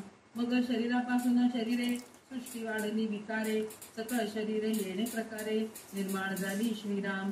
येथे आशंका पिटली, सकळ सृष्टी विस्तारली, विचार पाहता प्रत्यय आली, येथान्वये श्रीराम. ऐसी सृष्टी निर्माण केली, पुढे विष्णूने कैसी प्रतिपाळली, तेही विवंचना पाहिले पाहिजे श्रोती श्रीराम. सकळ प्राणी निर्माण झाले, ते मूळ रूपे जाणून पाळले, शरीर दैत्य निर्जाळले, नाना प्रकारीचे श्रीराम. नाना अवतार धरणे, दुष्टांचा संहार करणे, धर्म स्थापया कारणे, विष्णूस जन्म श्रीराम. म्हणून धर्म स्थापनेचे नर, तेही विष्णूंचे अवतार, अभक्त दुर्जन रजनीचर, सहजची झाले श्रीराम. आता प्राणी जे जन्मले, ते नैनोनी संहारले, मूळ रूपे संहारिले, येणे प्रकारे श्रीराम. शरीरे रुद्र खवळेल, तै जीवसृष्टी संहारेल, अवघे ब्रह्मांडची जळेल, संहार काळी श्रीराम. एवं उत्पत्ती स्थिती संहार, याचा ऐसा आहे विचार, श्रोती होऊन तत्पर, अवधान द्यावे श्रीराम. कल्पांती संहार घडेल, तोची पुढे सांगिजेल, पंचप्रलय ओळखेल, तोची ज्ञानी श्रीराम. इति श्री दासबोधे गुरु शिष्य संवादे बीज लक्षण नाम समास चौथा श्रीराम. तर आता आपण हे झोटिंग म्हणून जे म्हणलो, वायू रूपामध्ये जे पिशाच योनीमध्ये असतात, भूत योनीमध्ये असतात, तर हे आपल्याला दिसत नाही. तर हे असे शक्ती दिसत नाहीत, तर देवाचं तर आपण त्याच्यावर विश्वास ठेवायलाच पाहिजे ना. तर हे बीज स्वरूप म्हणून जे आपल्याला हे जे समासाचं नाव सांगितलेलं आहे, बीज लक्षण म्हणून जे सांगितलेलं आहे, म्हणजे याचं बीज काय आहे हे आपल्याला कळून घ्यायचं म्हणून म्हणलं तर, काही बीज असं म्हणजे फक्त एक शक्तीच आहे. म्हणून वायू स्वरूप जाणीवेने जे देह धरले, ते ब्रह्मा झाले. म्हणजे जे संकल्प केलं आणि ज्याच्यानी ज्या शक्तीने संकल्प केली आहे, त्या शक्तीने ब्रह्मा निर्माण झाले, ब्रह्माची निर्मिती झाली. त्या ब्रह्मालाच, ब्रह्मापासून ब्रह्माची निर्मिती झाली आहे म्हणून म्हणले. त्याच्यानंतर विष्णू आणि महेश, म्हणजे ब्रह्माने सृष्टी केली. मग सृष्टी केल्यानंतर स्थिती करायलाच पाहिजे ना, म्हणजे पालन करायलाच पाहिजे. म्हणजे आपण म्हणतो ना, आणलो तो आम्ही कार आणलोत बरं का. पुन्हा इथं प्रचिती आपल्याला उदाहरण, आम्ही कार आणलो तो काय 12 लाखाचं कार, मोठं कार आणलोत, पण ते कार आणल्यानंतर मेंटेनन्स करायला पाहिजे की नाही त्याच्यासाठी, म्हणून म्हणजे त्याचं पालन करायला पाहिजे, त्याच्यात पेट्रोल भरायला पाहिजे, त्याला सर्व्हिसिंगला द्यावं लागतं, मग त्याला स्वच्छ ठेवावं लागतं, हे सगळं करावं लागतं ना. म्हणजे जेव्हा ब्रह्मा सृष्टी निर्माण केला, तर विष्णू पालन करायला पाहिजेलच की. बरं जाऊ दे, नुसतं पालन करून ठेवून दिलं तर उत्पत्ती होतच राहील, जागा पुरेल का आपल्याला, नाही पुरणार. मग तिथं संहार करायला पाहिजेलच की. म्हणजे एक तयार झाल्यानंतर ते संपल्यानंतर, घरामध्ये तांदूळाच्या डब्यामध्ये तांदूळ संपल्यानंतरच आपण तांदूळ आणतो ना. अहो धान्य भरलंय हो घरामध्ये म्हणून म्हणतो आपण असं. म्हणजे संपल्यानंतरच आपण आणू शकतो ना दुसऱ्या गोष्टी. आणि पोट रिकामं झाल्यानंतरच पोटात जेवतो की नाही. हो सकाळी खूप हेवी ब्रेकफास्ट झाला, जेवण जात नाही, पुन्हा पोटात भरतो का आपण, नाही भरत. थोडा वेळ विश्रांती घेतो आपण, नको बाबा मग रात्री जेवू आपण, किंवा सकाळचं जेवण खूप झालंय दुसऱ्या दिवशी जेवू आपण. म्हणजे ते पोटातलं सगळं निघून जावं, पचन व्हावं, तेव्हा कुठं आपण पुन्हा. तर ही साध्या एक माणसाच्या पोटाची गोष्ट आहे. तर ही जगाच्या सृष्टीला सृष्टी झाली आणि पालन करता निर्माण झाला, तर त्याचं संहार करणारा पण कोणीतरी पाहिजेलच की. म्हणून रुद्र निर्माण झाले तिथं. तर सृष्टी स्थिती लय झालं इथं आता आपल्याला. तर त्याच्यानंतर काय वाटलं त्यांना की एक स्त्री पाहिजे बाबा, माया पाहिजे, म्हणून इच्छा निर्माण केली. तर इच्छा पूर्ण झाली त्यांची, स्त्री निर्माण झाली. स्त्री निर्माण झाल्यानंतर काय वाटलं, एक पुत्र व्हावा आपल्याला, म्हणून मग पुत्र निर्माण झाले. मग ब्रह्मा, विष्णू आणि महेश या पद्धतीने वागले म्हणून हे सगळं निर्माण झालं. नंतर त्यांच्या मनामध्ये आता जोडी निर्माण करावं म्हणून वाटलं त्यांना. एक स्त्री आणि एक पुरुष निर्माण करावं. तेव्हा शततारका आणि स्वयंभू म्हणून हे दोघ जणी निर्माण झाले. आणि त्यांच्याकडून, कारण त्याच्या आधी हे नारद मुनी जन्मले, रुद्र जन्मले. नारद मुनी म्हणले मी प्रजा उत्पत्ती करत नाही. सनातन सनंत कुमार सनंदन म्हणून हे 4 बालक म्हणून जे ऋषी जन्मले ते आम्ही बालकच राहतो, आम्ही मोठे होणार नाहीत, आम्ही पण प्रजा उत्पत्ती करणार नाहीत असं त्यांनी सांगून टाकले. पण मग रुद्राला निर्माण केलं, शंकराला निर्माण केलं, पण ते त्यांच्या रूपामध्येच निर्माण केले प्रजेला, म्हणजे संहार करणारेच निर्माण केले. असं करून चालत नाही ना. म्हणून मग तेव्हा ह्या लोकांना जन्म दिल्यानंतर मग ऋषी आहे, मग ह्यांचे 9 कन्यांचे लग्न, हे असं करून प्रजा उत्पत्ती निर्माण केले. मग त्याच्यानंतर त्यांनी काय केलंय, जारज, अंडज, श्वेदज आणि उद्बीज अशा 4 प्रकारचे उत्पत्ती निर्माण केलेले आहेत. जारज म्हणलं तर शरीरामधून जे गर्भामधून निघतात त्याला जारज म्हणतात. अंडज म्हणजे अंड्यामधून निघणारे. श्वेदज म्हणजे जे शरीराच्या घामामधून निर्माण होतात ते प्राणी. आणि उद्बीज म्हणजे वायूमध्ये पण निर्माण होणारे आहेत आणि पृथ्वीमधून निर्माण होणारे जे आहेत. पृथ्वीमध्ये किडे मकोडे पण निर्माण होतात आणि झाडं पण निर्माण होतात. हे उद्बीजाकडून निर्माण, म्हणजे असे सगळं विचार करूनच त्यांनी केलेलं आहे. तर आता आपल्याला परत इथे आपल्याला संकल्प करणं म्हणून जे आहे, आपण जे म्हणतो, आपण एक साधं घर निर्माण करायचं म्हणलं तर आपण कल्पना करतो, प्लॅनिंग करतो, त्याच्यानंतर हे सगळ्या गोष्टी आपण हे करतो. एका मुलाचं लग्न करायचं, एका मुलीचं लग्न करायचं, म्हणजे आपण कल्पना करूनच करतो की नाही. त्याचप्रमाणे ब्रह्मदेवाच्या कल्पनेनी हे सगळं निर्माण झालेलं आहे. म्हणजे बीज कोण आहे, वायुरूप शक्ती आहे. वायुरूप शक्तीच्या संकल्पनेनी ब्रह्मा निर्माण झाले. ब्रह्माकडून विष्णू, विष्णूकडून भगवान शंकर, मग त्याच्यानंतर हे सगळ्या गोष्टी असं निर्माण, म्हणजे बीज लक्षण काय आहे हे आपल्याला आता कळालं की नाही. म्हणजे हे सगळ्या गोष्टी बीजच आहेत. ब्रह्मा, विष्णू, आदिशक्ती हे सगळ्या गोष्टी बीजच आहेत. आपल्याला हे आपल्याला कळून चुकलेलं आहे. तर आता ह्याच्यामध्ये 3 लोकांच्या बद्दल त्यांनी सांगितलेलं आहे. म्हणजे कसं निर्माण करतात, तर माणसे जादू करून वस्तू निर्माण करतात. जादू करून म्हणल्यापेक्षा आता आपण जे मशिनरीज करतोय, हे इंजिनिअरिंग लोकांचं डोकं चालवून ते मशिनरीज यूज करतात.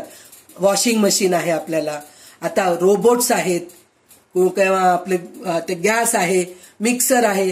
पहिले आपण गुडगुड गुडगुड गुडगुड करून हाताने करत बसत होतो, पाटावर वंट्यावर ते करत होतो. पण आता ते आपल्याला मिक्सर मिळालेलं आहे.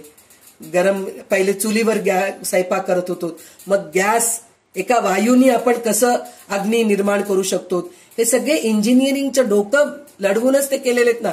तर त्याला काय म्हणतात, हे सगळं तयार करणाऱ्या गोष्टीला गौड विद्या म्हणतात. त्याच्यानंतर राक्षस निर्माण विद्येला वोडंबरी विद्या म्हणतात.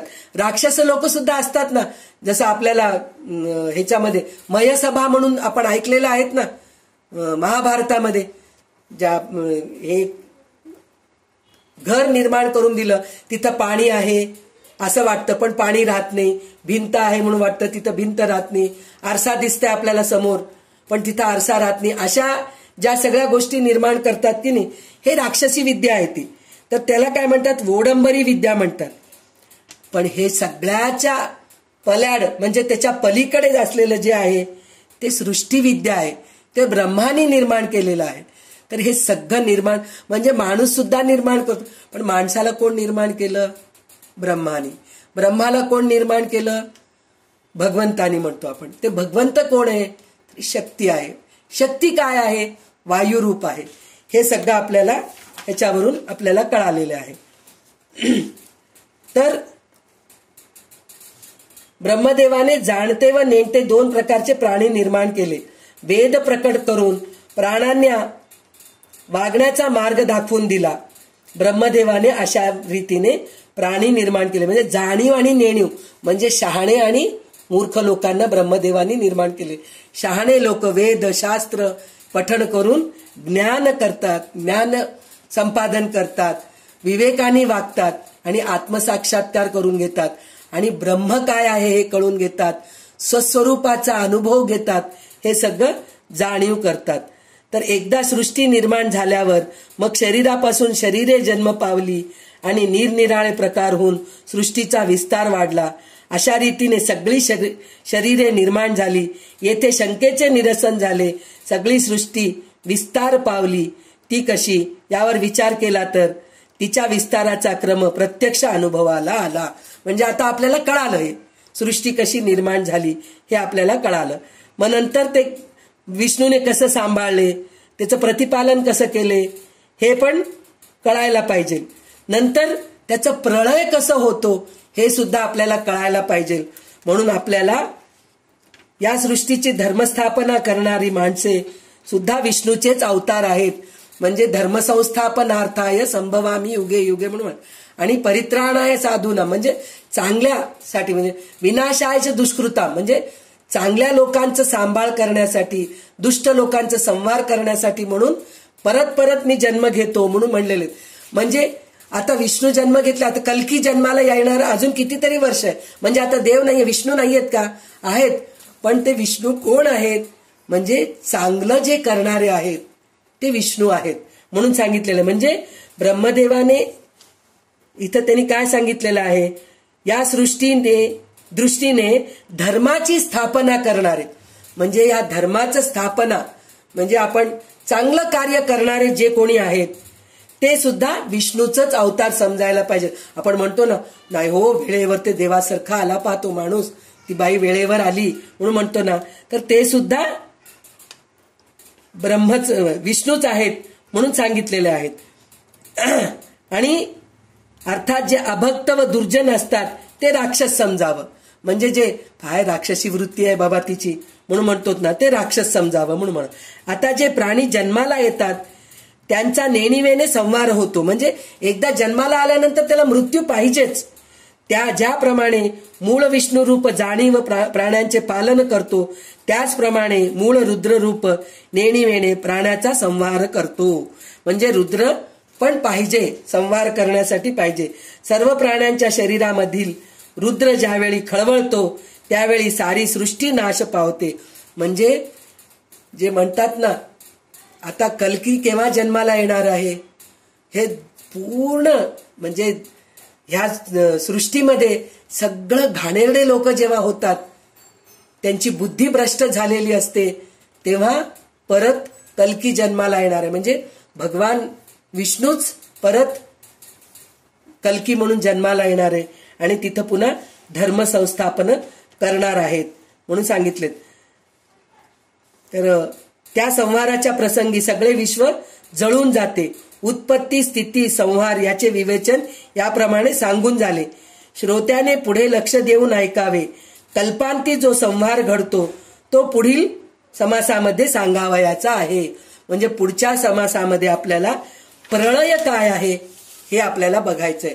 तर पंचप्रळय म्हणून आहे आपल्याला. तर आपण उद्या जर संध्याताई ललिता सहस्रनाम घेतले तर ललिता सहस्रनामचा अभ्यास करूया.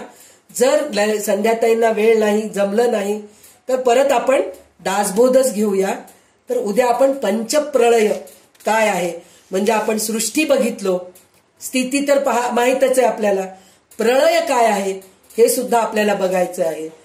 तर आता परत एकदा मी तुम्हाला सांगते की माझ्या मतीला, माझ्या बुद्धीला जे काही सुचलं, खरं तर बीज पर्यंत जायची माझी लायकीच नाहीये.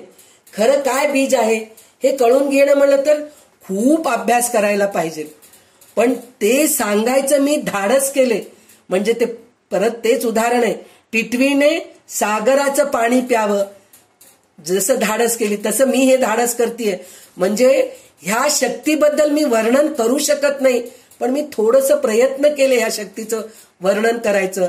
तर ह्याच्यात जे काही चांगलं तुम्हाला समजलंय ते सगळं माझ्या सद्गुरूंची कृपा, रामदासांची कृपा, भगवंताची कृपा म्हणून ह्या गोष्टी मी बोलू शकले, पण ह्याच्यात काहीतरी कमी आहे किंवा माझ्या तोंडून काही चुकीचं बोललं गेलं तर खरोखर माझा अभ्यासच कमी आहे हो.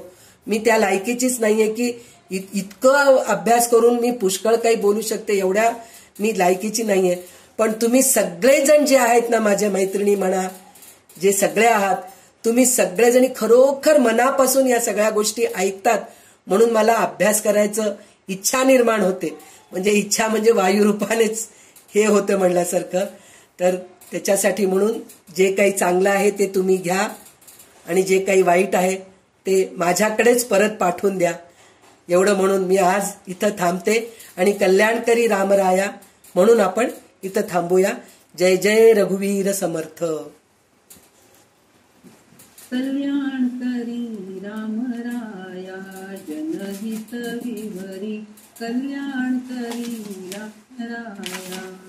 तळमळ तळमळ होतची आहे हे जन्माची धरी दयाळा, कल्याणकरी रामराया.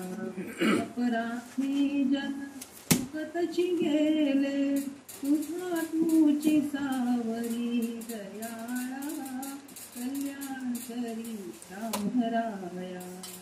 कठीण त्यावरी कठीणची झाले आता न दिसे दयाळा, कल्याणकरी रामराया. कोठे जावे काय पाहावे आरंभिली बोहरी दयाळा, कल्याणकरी रामराया. दास म्हणे आम्ही केले पावलो दयेसी नाही सरी दयाळा, कल्याणकरी रामराया. जनहित विवरी कल्याणकरी रामराया. सदा सर्वदा योग तुझा गडावा, तुझे कारणी देव तुझा पडावा. उपेक्षु गुणवंतानंता रघुनायका मागणे हेची आता. जय जय रघुवीर समर्थ. गोता वक्ता श्रीराम समर्थ.